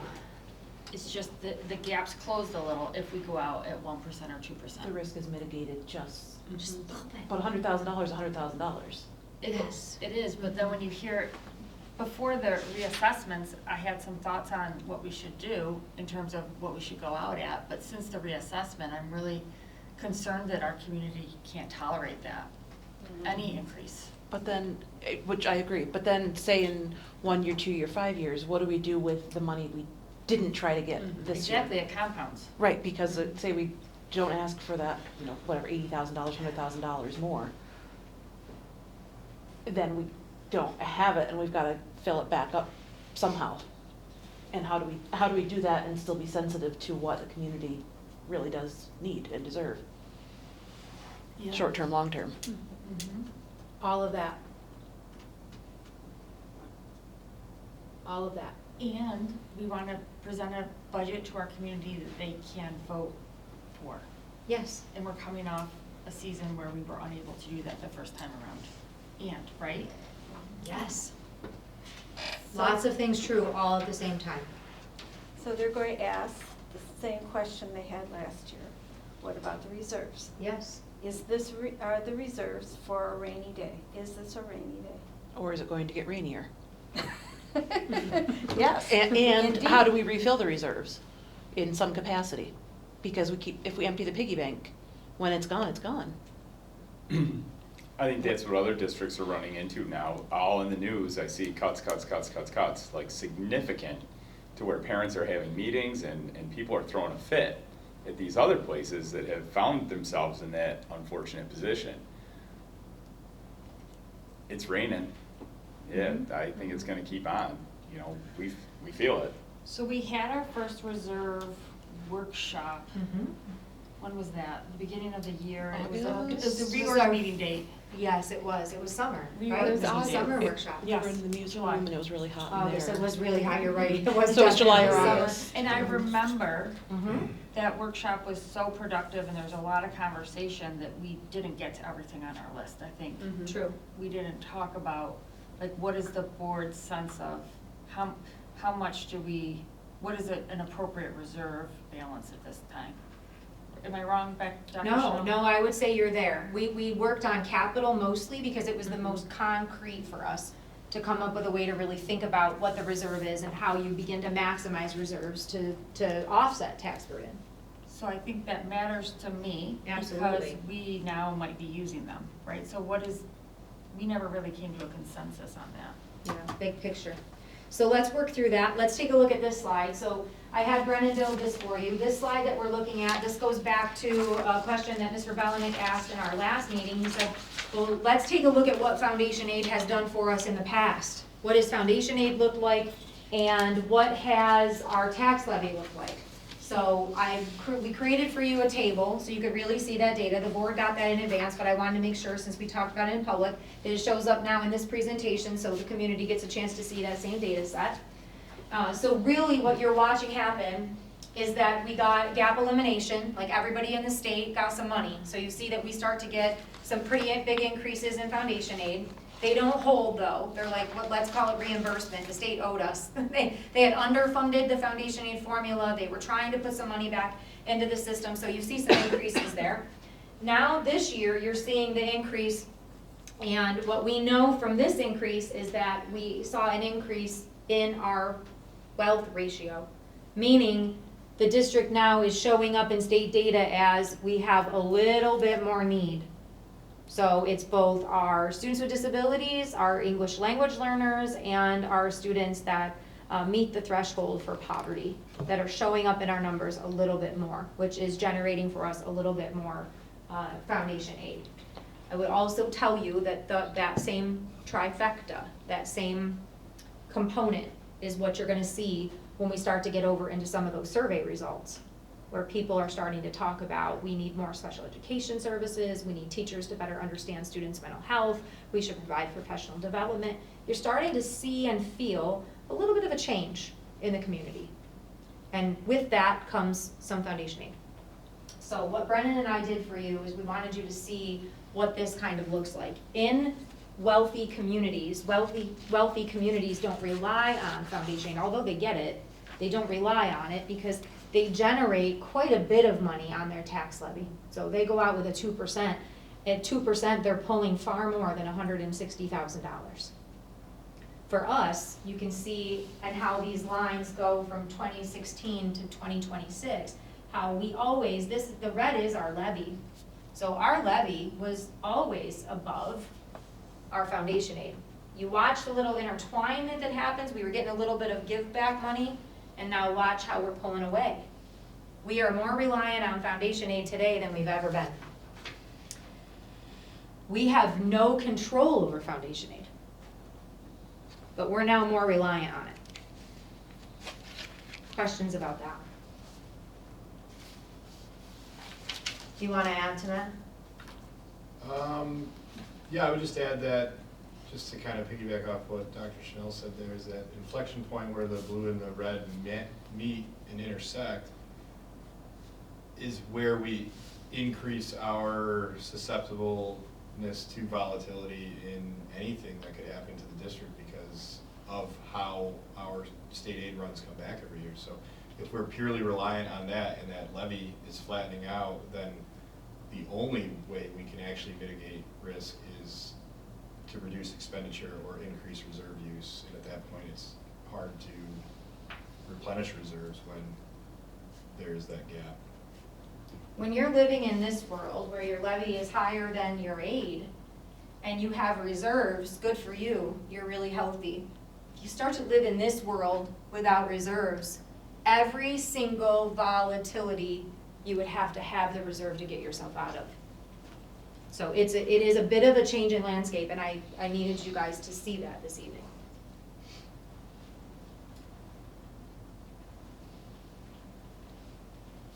I'm skipping all over the place today. So let's talk about our reserves. You guys do have at your place tables here, a reserve handout. It's got all of our reserves. It's got the health of each reserve, what we use it for. Again, this is linked on our website. It's out on our budget page. It's on the budget page. It's Yes. on the budget Yes, page. ma'am. It's on the budget page. Business page. Business page, not the budget page, the business page, where all of our reserve information is. So we did last year, and again in the building of this coming budget, right? You've been looking at a couple years now of us doing a reserve notation for revenue. So we've been pulling in reserves and doing the notation for revenue. You're gonna see that exactly the same in our plans moving forward. So we go back to the revenue slide, you would see that we're earmarking reserves this year too to keep our gap closed. Why are we sometimes at the end of the year, we spend out of reserve and then we put the money back? So I wanna talk about that. We have been very lucky to have a budget that is built that has contingency in it for the unknown. I want us to think back, sitting in this boardroom, of times where, as a board, I haven't had to come to you, but I was in the room when Superintendent Malasani had to say things like, we had a water main break. We have to pay for this repair. This is gonna cost $170,000. This is how we're gonna do it. This is how we're gonna fund it. You've been in this room when a new family moved into the district and they had a child that needed a lot of support. And you could see a bill for a child that needs support as high as $230,000 is one of our largest right now. We build a budget that takes care of every child that walks through our door, takes care of our facility, handles the ups and downs and the ebbs and flows of the kinds of things that could happen here, so that we can stay mission critical. I just said, I haven't had to come and say any of those things to you again this year. Everybody knock on wood. Everybody knock on wood. So this budget was well prepared to take care of some of the things we know could happen, and we haven't had to do that. I'm gonna knock on wood since some of you did, I meant it. We still have months to go in this budget. When the budget performs as well as it does, we get to the end of the school year with some fund balance. We're gonna take care of Mrs. Pete's technology replacement plan. We're going to buy some things in facilities that we would otherwise not be able to afford. We're certainly not gonna buy them in September. We're gonna get through this year and make sure we got through the year. And then we're gonna start talking about, okay, what are your needs? How do we brace ourselves to go into next year better than we're leaving this year? So end of year spending, it's intentional. We do it with intentionality. Our furniture replacement plan happens at the end of the year. We come out okay, all right, let's take care of those couple classrooms that are on the list. How do we decide what we're buying end of year? Every single department, every single teacher has an opportunity to talk about their program and if there were money, what they would dream to have so that we can continue to build program. Anything that is earmarked in red that is considered a health and safety concern gets bought first. So we work through a process at the end of year for end of year spending. We also earmark some of our reserves to handle contingencies that we would not want to add to the budget and have to increase the levy in order to have that kind of contingency. So we have some reserves that we move over and say, in case we need these. You'll see in our plan right now that we'll earmark to pay our TRS bill out of a reserve. We're gonna earmark to pay ERS. We're gonna earmark to pay, we're gonna spend down some of the unemployment. You're actually gonna see that unemployment line in the reserve, which the comptroller did not like, that for this budget, we've already taken $200,000 out of that reserve and put it over into a revenue line to meet the needs of this budget. So we are most certainly gonna earmark. Let's say next year this time, we decide that the budget, we could handle paying the ERS bill. We handled it, we survived the year and we handled that bill. We won't take the money out of our savings account, we'll leave it there because the budget performed and we were able to handle even that. So I think the use of reserves is both that we are gonna earmark them to use them and then we're gonna try to also use our savings sparingly so that we're not being frivolous with the use of them. So we earmark it. If we don't have to use it because the budget is performing really well, we won't. But it is earmarked in there right now as revenue. We know that by the time we get to June, we want to try to make a deposit into our capital reserve of $400,000. That we did set as the expectation. That if we've got money, we've got to try to do that. Why do we need to do that? Because that particular reserve pays for the local portion of any capital project. We just met to talk about what it's going to look like when we close out this capital project. I've asked Brennan to get himself organized and ready to have a finance committee meeting because it's time for us to start looking at the financing of this capital project long term. What we can see in our preliminary budget is that our reserves have done such a nice job for us that our interest rate is not only going to be so low, but that we're going to be able to go out to what is called public market. You heard me say we don't want to use DASNY for the BOCES capital project. We are lucky that we don't have to use DASNY for ours. We're going to go out to public market. Because that interest rate is going to be so low and we're going to be in the public market, we have the potential, as it stands in this moment, we won't sign the papers until June to finance this thing. If everything stays as is, we are going to make an additional $1 million in revenue off the aid of this project. I know, wrap your head around it. So there are definitely things about the way that schools function, the way that municipalities function, the way that we are financed, that how I like to describe it is, the state of New York already came into your paycheck and they already took your taxes up to the state. And they put it in a pot of money. There's one big golden pot up there that's called capital project. And the only way to get to that pot of money is to do a capital project. Once we launch a capital project, we get to go up into that pot of money and we get to say, give us back the money that you took from us, please. Put it right back down into our community. These capital projects is how we keep this facility up and running. It's how we create innovation. It's how we increase the security at our main offices. Wait till you see how secure the elementary school office vestibule is. It is a beautiful thing inside that building right now. The line of sight, I cannot wait for you to stand in there. What a difference in the security of the front end of that school. If we don't do capital projects, you think the state of New York is going to stop taking the money out of your paycheck? No, I didn't think so either. So the pot of money is still going to go to the state, and if we don't do it, if we don't do a capital project, we don't go get to try to advocate for our school district to get our money back into our local economy. In order for us to do that and not have to do additional tax, we need that capital reserve. That's what it's for. What we're doing right now, which I think is very strategic, this capital reserve has us not looking at just the next capital project, it has us looking at 2 projects out. So when we're looking at that deposit of $400,000, we know that this capital project we just did, to do this same one in 5 years, will not be cheaper. So we are planning for our future in the way that we are making deposits into that reserve. Question? Yes. Does this budget account for the potential of a BOCES capital project? So that's the other reason I'm ready for our finance committee to meet. Brennan and I have a preliminary conversation in the morning with our auditors. So both our auditors and our financial planners are ready to look at our overall assets to talk about how we manage this. So our local share for the BOCES project, 1.7, I believe, was our share. We have that unemployment reserve that we really need to do something with. The comptroller wants it to go someplace. So it's time for us to start looking at our reserves to say, what's our financial health here?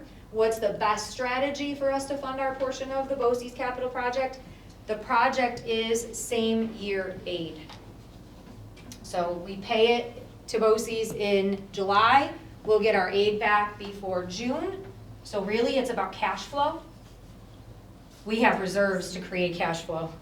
So I want us to start looking at the strategy for how to do that. So do I have in this 26-27 budget a line item escalating our current budget for the project? No. Thanks. No, I do not. I want us to talk real strategically about cash flow. Other questions about the reserves? I think the big one. The big one. The big one is whether or not, I don't know what happens. Once I hit it, then it doesn't go. It's like it goes to sleep. It has to do with my computer. Oh, it's you. Well, Sherry. I'm not actually trying. Okay, you guys have a slide that talks about reserves. I have no idea where it is because I can't find it. I appreciate you guys bearing with me. My brain is in 100 places. Hopefully I'm making sense to you. There we are. Why do schools have reserves? We have reserves to mitigate those financial components that we cannot control. They're meant to be things that spiked that we were not prepared for. They're not meant to be things we could have prepared for. The question I got about reserves over the weekend is actually also in here. So like, what is our fiscal health? Our fiscal health is so good. Our fiscal health is so good. So the comptroller really likes to see about 10% of your total budget in reserves. Credit agencies like to see us at that 30% in reserves. That 30% in reserves, when we had it last year, got us we're in a really great financial standing. The reserves are benefiting us in so many ways because it's increasing our credit score, it's dropping our interest rates when we do need to borrow, not to mention that our reserves generate revenue while sitting in these accounts. We're generating interest. There is interest revenue that is being pulled from the reserves and accounting over in our revenue slide. So we are seeing the benefit of the reserve whether we are withdrawing from it or not. We're using the reserves to maximize. So overall, right now, your operational reserves, those are the reserves that are either a little bit easier to use because they don't have to be voter approved in order to pull them out. They might need to be board approved in order to pull them out. Some of those operational reserves, the only way to use them is to put a bill towards them. So TRS, for example, the only way to use that reserve is we got a bill from TRS, we have to have the bill to show we paid the bill with the reserve. You're at 15.91% there.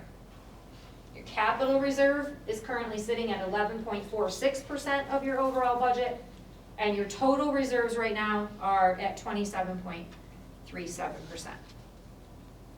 Down from the last time because we have used the reserves. We have begun paying for the capital project.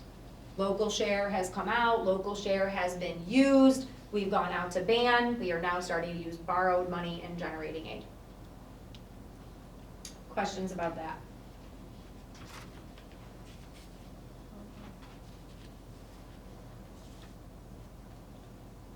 That is the slide you have in front of you, and now I want to go to, if I can find it, let's go to our survey.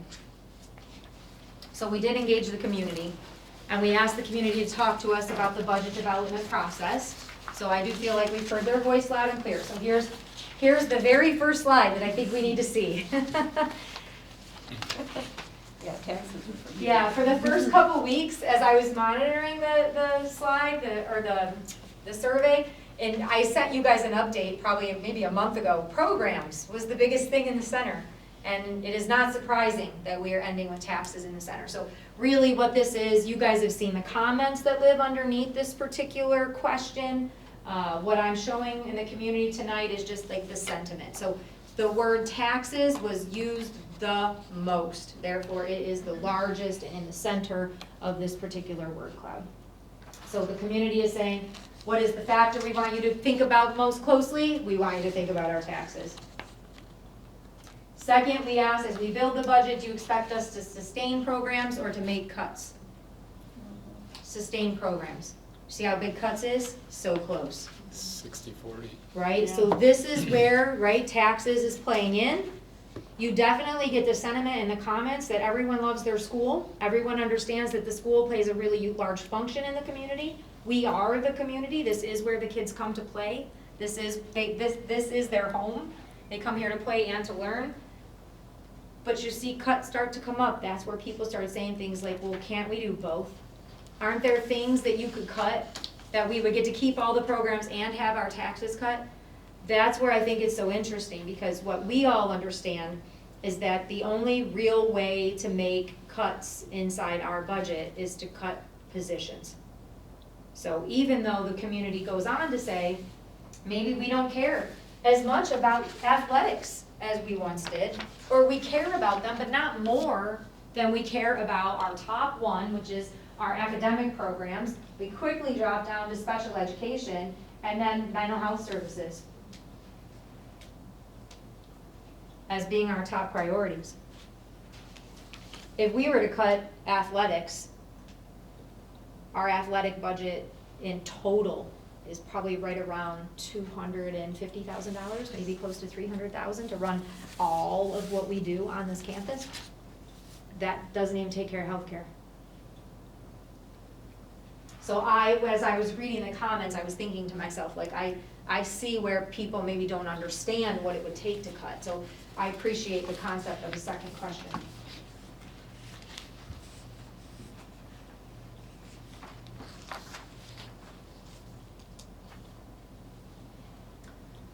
Last part of this presentation this evening really just is open the floor for conversation around levy.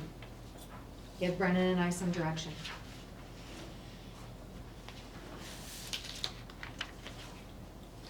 I think 2 is too high. Agreed. I like that. What are we not gonna do? Gotta narrow it down somehow, We're not right? gonna do that. I concur. Unfortunately, I think even though you have shown us that there's really not much difference between the 1% and 2%, whatever, psychologically, when you go in and say, you know, they're going to raise the levy.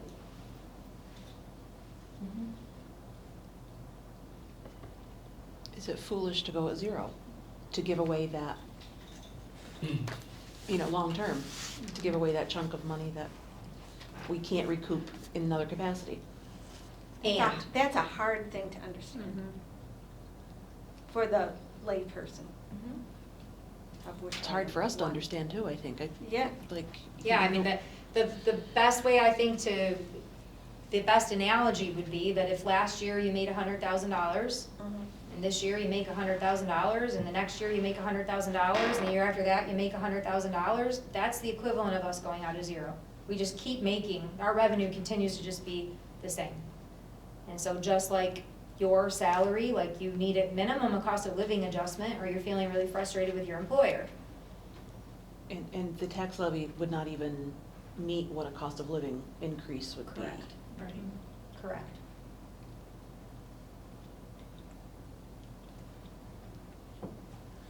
I think it's concerning that we've seen a beyond 11% increase in foundation aid over the last 2 years, and we're still hitting our heads. Contemplating here in this budget, to and through, Brennan, you know the numbers, how much in reserves? What are we looking at, 7, 8? About 8 million, 800,000, Yeah, in reserves. 800,000 in reserves. Earmark about 675, I think is where we're at right now in that number. And that's with a conservative percentage increase on the community. like, it's not, there's no win for us. Zero's a loss for the facility and the school. And long-term for the community. Big time. But, I mean, when you're using reserves to fund the budget, I know the town, Wheatland is like $1 million in reserves, like the rainy day. I mean, if we're struggling now and these government entities are using this much money from reserves just to make things okay. In fairness, our reserve use is currently earmarked at the equivalent for the last couple of years, and we've been able to refund them. So I would say, in terms of our reserve use, I don't want to not be transparent in this moment with the community. So have we used reserves? We have. Have we been able at the end of the year to make some reimbursements, or to say, we earmarked to use that reserve for this bill, but then we got to the end of the year and this conservative budget was managed really well. We didn't have those upticks and major things. We're not going to use the reserve because we can use what we have. So we get pretty strategic as we start to get to the end of the year around whether or not we're going to use them. So our fiscal health in terms of our reserves are still strong. If you analyze the reserves, you're going to see that we're still sitting strong.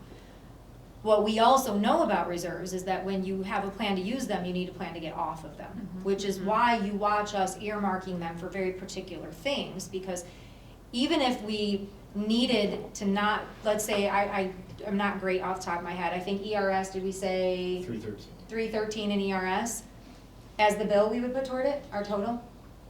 Let's say that we didn't need the whole 313, we only needed 75, we would just take 75, right? So in the end, we manage as much of keep savings, keep it if we can. You're gonna watch us start to do that in the next couple of months. You guys will be voting on moving things into places and keeping our reserves healthy. So I think that's also very challenging for the community, because you said you were gonna use reserves, but then I look at your reserve balance and your reserve is still really healthy. It is. It is really healthy, because it's a picture of our finances, and we make really great decisions as we come into the end of the year around making sure that we're not doing that. So we're not necessarily stuck on our reserves right now. If we have a bad year, we could use them, and then we wouldn't have them to build revenue the next time. So yes, that we're earmarking it, which means, I wanna say Rick Timms was here, 4 years ago, maybe 5 years ago? I'm terrible with time. He came in and talked to the board about the reserves, and at the time, the reserves were not healthy at all. And he was very, very concerned for the funding cliff. Us having reserves puts us in a better place. Do I think we have too much reserves? No, I do not, because you see how quickly, with our bills, we could spend that amount very, very quickly. Well, and, I had sent a note to you this morning. I apologize for the short notice. That's all right.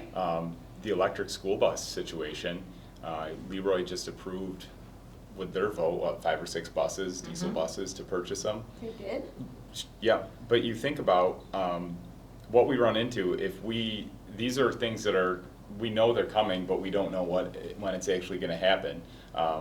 We're going to have to invest in a facility to house electric buses, and how do you plan for that? Like, that's beyond the bus. They just go bankrupt everybody. But it's, yeah. But it's I mean, going it's- to. It's dire. The governor It's this really past dire. weekend talked about moving the implementation of the bill out by 10 years. I don't know what that's gonna mean for electric buses. I can tell you, hearing her say that this weekend, right? Like that's pretty important to hear. I know they're under a lot of pressure not to slow that down, but people can't afford to live in the state of New York right now. So do I think that they're gonna have to take into consideration affordability? Of course they are. So watching the politics of that, am I as nervous about electric buses today as I was even 2 weeks ago? Nope. I think reading the tea leaves, it's gonna get kicked down the road. I asked at the superintendent table the other day, I accolades to Leroy. I said, everybody gonna do what Merritt did? Because we've got reserves, I'll go do what Merritt did. The sentiment in the room from NISCUS, we actually had some of the advocates from NISCUS in, and the sentiment in the room was, everybody just, you're good, just stay still. Just stay still. So the one gentleman says, and Bob Lowry, if you've heard his name, he does a lot in terms of advocacy and lobbying at the state of New York. He knows state aid and the budget of the state of New York like the back of his hand. And he said, I said, where is it gonna go? And he said, if I were gonna bet my paycheck on it, which is like a phrase he's famous for, it's not gonna happen. That's a good sign. Bob Lowry, that was a good sign. I wanna hold on to that for a little while. I'm encouraged by I'm that. encouraged by that. However, to the next mandate, the next thing New York State says, you need to do this. Agreed. And that's why we need a reserve. So yes, that might get pushed down the road and that's been on top of our. It has, we're watching it closely. But it's just till the next thing. Especially when your funding is based on foundation aid, right? Especially when we need the state of New York to fund us. I don't think it's a win-win. I don't wanna put everybody too much on the spot. I think in the end, it's my responsibility to show, not just you, but the taxpayers that will eventually watch this video, look at this presentation. It's imperative that people understand. Just with healthcare alone, this time next year, we could be sitting in a really rough spot. We feel like we're in a really rough spot right now. And I will repeat what I said the other night when taxpayers were with us. In the end, it's only fair that as school board members who live in this community, who got the same envelopes in the mail, who care about this campus, who care about the children, your own children, your grandchildren, your family, your neighbors, no matter what happens with this increase, or what it looks like next year in terms of the pressure, I just need people to let you guys go eat at the Cozy Kitchen if that's where you want to eat your breakfast. We either unite as a community around, we're going out of zero, and whatever that means for next year, we'll deal with it when we get there and we'll do it together.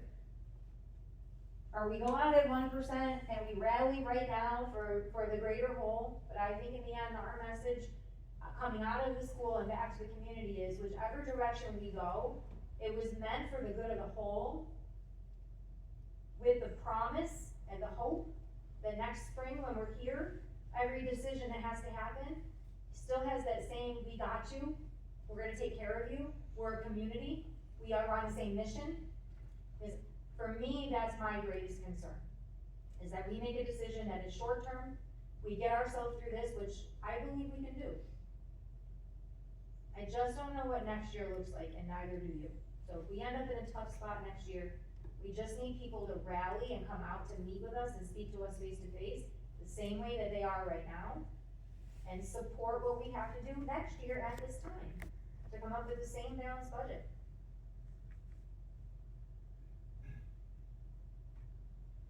Is the sentiment zero?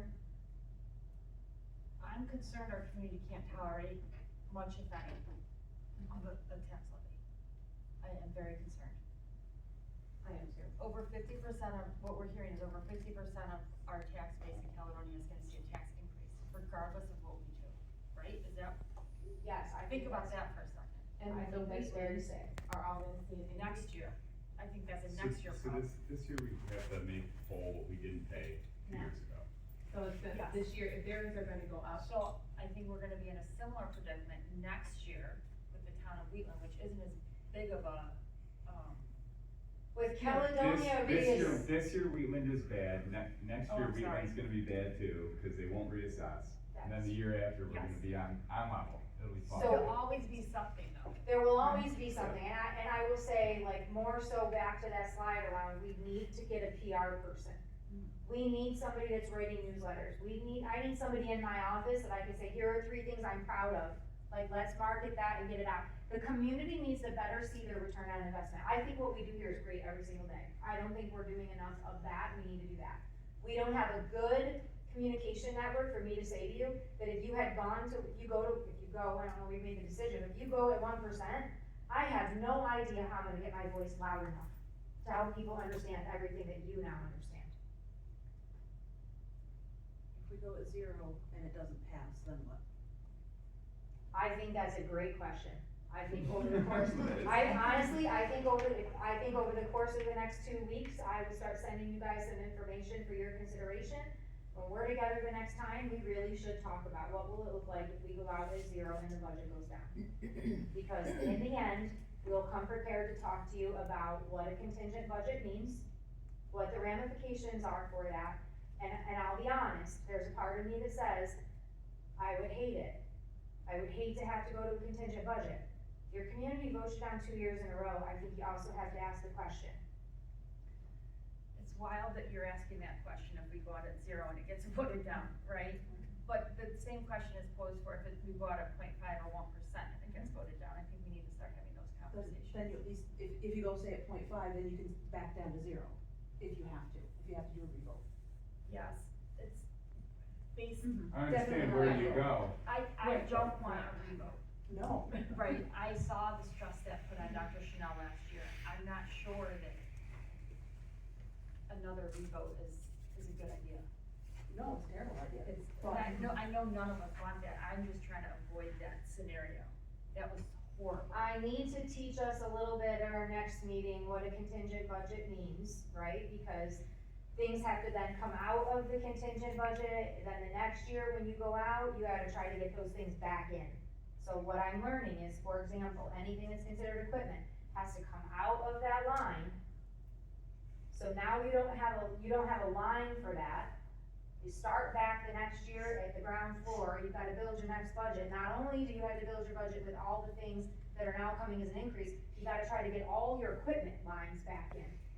So it definitely has some long-term negative ramifications that I'm currently studying. So I'm tossing it out there, I'm not ready to do that yet. Our next meeting, I'll be able to tell you exactly what it looks like in districts that have to go contingent and then try to get back. Could you get us information when you do that about what restrictions they place on reserve use under contingency? Yes. Thank you. Good question.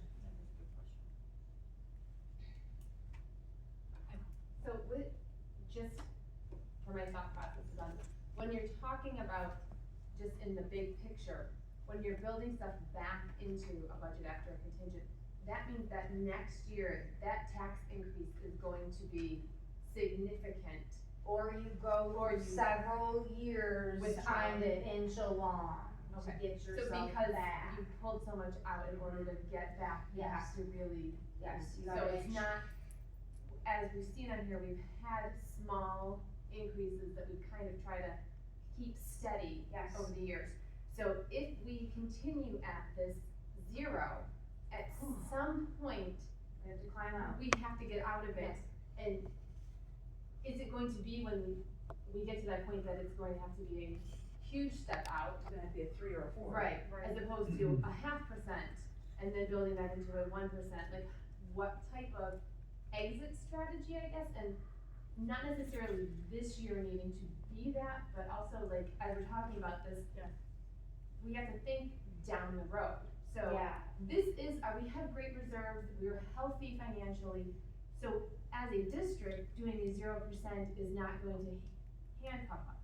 However, a continued 0%, as we look down the road, it will cause us to either cut or having to make those big jumps. So how do we structure this so that it's not something that every year, like, oh, we just do 0% again, because it's not sustainable. I'm calling it an on-ramp. We need an on-ramp. We gotta get back on the highway. You need to structure it in a way not knowing what a year, 2 years, 3 years, our society's gonna look like. No idea. Right, so we can't predict the future, and we're trying to build an on-ramp to something that we don't know what it looks like. But no matter what it looks like, what we do know, and I think what is fair and the community can understand, is that if your salary doesn't increase year over year over year over year over year, you're cutting. We're not there yet in the survey. They want us to tighten our belt, but they're saying, but let's not cut programs, let's try to sustain. So what is the teaching, what is the conversation, how much communication, what do we need to do between now and next year to build an on-ramp? 'Cause you're right, Wheatland's gonna get reassessed. The difference, I would say, between Wheatland and Caledonia is 80% of your tax base. Right. 80% of your tax base, it's huge. So I'm looking at this kind of like a pendulum, you know, you see these communities Yeah. where, but we're missing the, hey, we're growing program side. We're only here on the pendulum, and it could be over here where you're just spending. We don't have the tax base to do that kind of spending. And the community's like, well, you're here, but we really need you way over here, where you're making cuts. Man, yeah, it's just gotta be the communication, because maybe the perception of the community is that we are over here, and we're adding, and it's a luxurious program for students, which it's a good program. It's a program that takes a ton of work to make it good. Yes. you know, the luxuries aren't there, like it might be perceived with, what did they say, the excesses, or what was the word? Frivolous, I really saw The that word. frivolity. If you work on the inside, I don't think frivolous is the word we would use. But I think that's a really neat Yeah. piece that you gain from that survey. It is, I love And it. it does give us an opportunity to see what they mean and to communicate out what frivolous is and how we don't feel like, you know, that's happening here. And I think we have to try to keep the pendulum, communicate with the community, we have to try to keep the pendulum as even as possible. And our increased cost, it's a 2%, like, minimum per year, long way. Correct. For the second year in a row, we went the wrong way. And they're gonna see, it was zero last year. Yes, they're gonna see 2% as the pendulum swinging this way, but truly, the 2% is right. it is the center. I agree with you, Mike. And that's all communication, I mean, how do you convince somebody of that? That's a lot to communicate when you're not sitting in meetings for hours and hours and 70 hours to create a presentation. Well, and also when you're feeling the crunch of all of your other bills coming in too, and feeling like it's just another increase. And you can't take in any more information because you're frazzled with what you already have in front of you. Can you imagine if National Grid had to limit their bills to 2% increase per year? Man, Nope. we'd be doing all right. Let alone it's. Said they might be 25, right? It's insane. Well, it's a lot of information, thank you. When we come back next time, we will bring you a balanced budget with a 0% levy. Is that what I hear?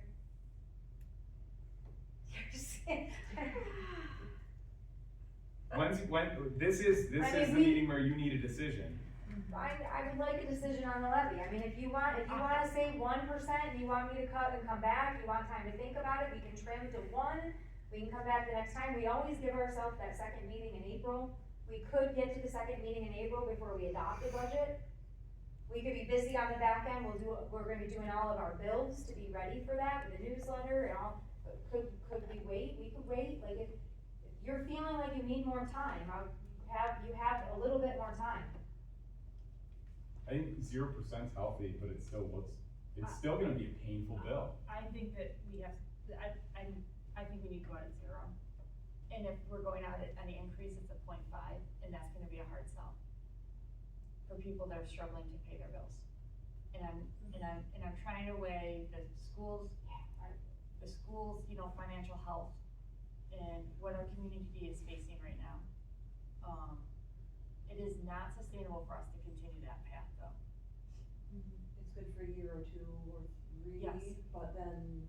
Look at districts around us that did it for too long. I don't know what next year's climate's gonna look like, and I'm a realist. It may be worse than what we're sitting in right now. That if we go for 0.5, just to get a little bit to put away, Right. because if we go 0, we get nothing extra to put away. I don't think we can go above 0.5. That's my opinion and mine only.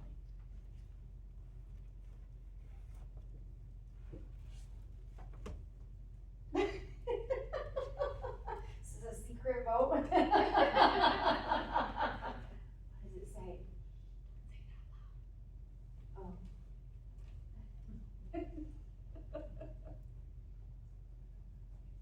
Just concerned, she's concerned about expenditures, like what could we do to eliminate expenditures, so she's asking about, like, inside all of our contracts, how are we doing with contract negotiation, are we being too liberal? I would say in general, you all know that we settled the teacher contract last spring, our teachers are paid pretty middle of the pack, So we are not, that is the largest expense inside of our budget, is paying our teachers, that's your largest. It's mostly just the benefits.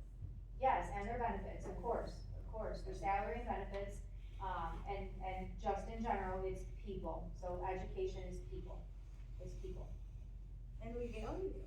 Absolutely. We absolutely value you. Absolutely, so I do think that our contracts are, could we do more? No, because we can't afford it, right? So our ability to afford the value that we get out of these people that dedicate their life to us, yeah, they know that, we work really hard on their life quality, and to make sure that they feel cared about when they're here.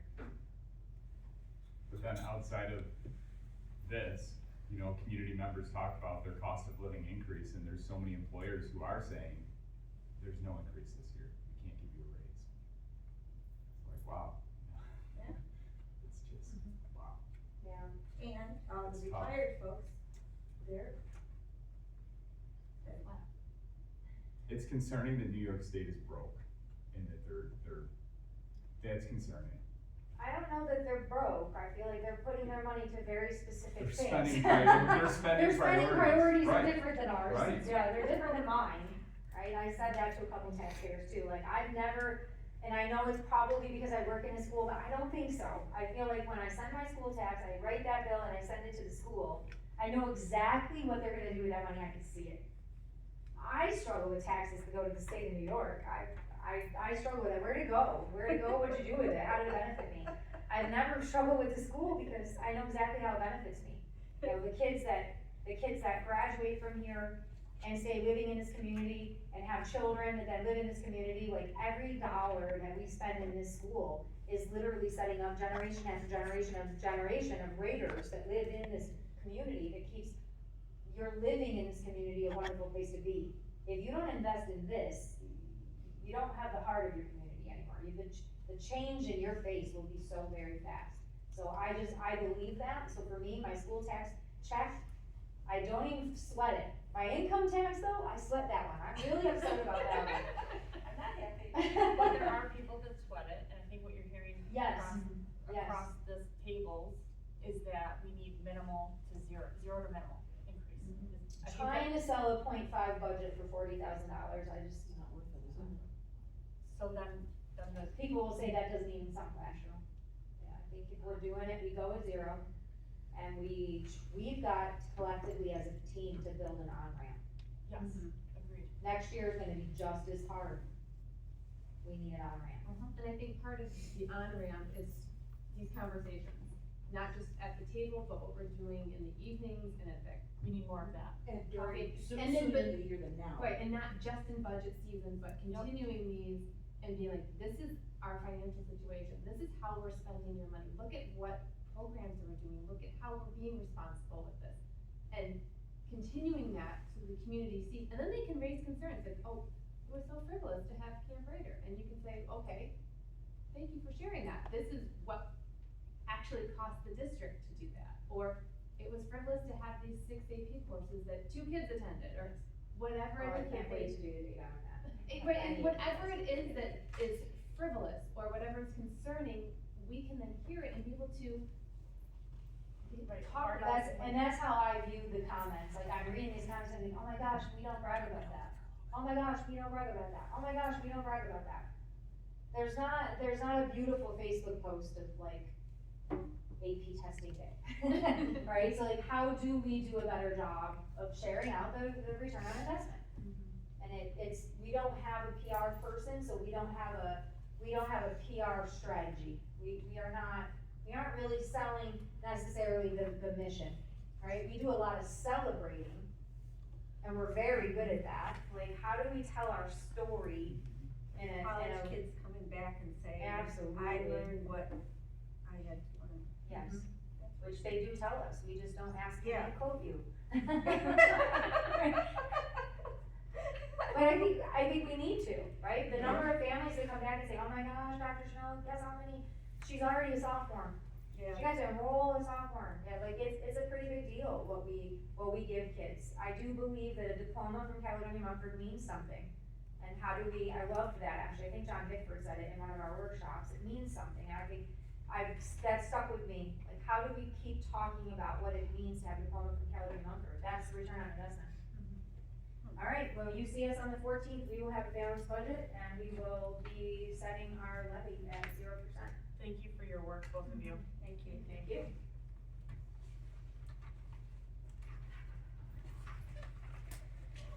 Go back to my spot. Thanks for being great hosts Thanks for over letting there. me. Yeah.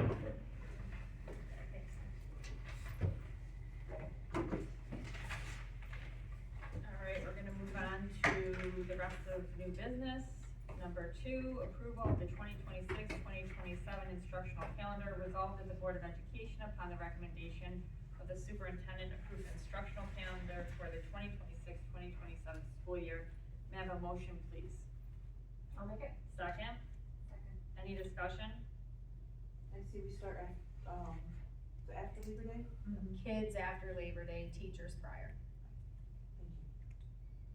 All in favor, say aye. Aye. Any opposed? That motion is carried 5-0. Number 3, approval of legal notice. Resolved that the Board of Education, upon the recommendation of the superintendent, approve the following legal notice publication announcing the annual meeting for the school budget vote and board elections to be held May 19th, 2026. May I have a motion, please? A second? Second. Any discussion? We do wanna use the 200,000 from reserves for that. We do. We didn't build the bus appropriation is not currently in the appropriations in this budget. So if we were gonna put the bus back in and pay cash, we would have to increase our appropriations by $200,000. Whereas with the reserve, the voters are just gonna vote to buy the bus and use the reserve, so it's actually happening in like a separate transaction. It's not being built into the budget itself. So that would make our gap inside the budget $200,000 more.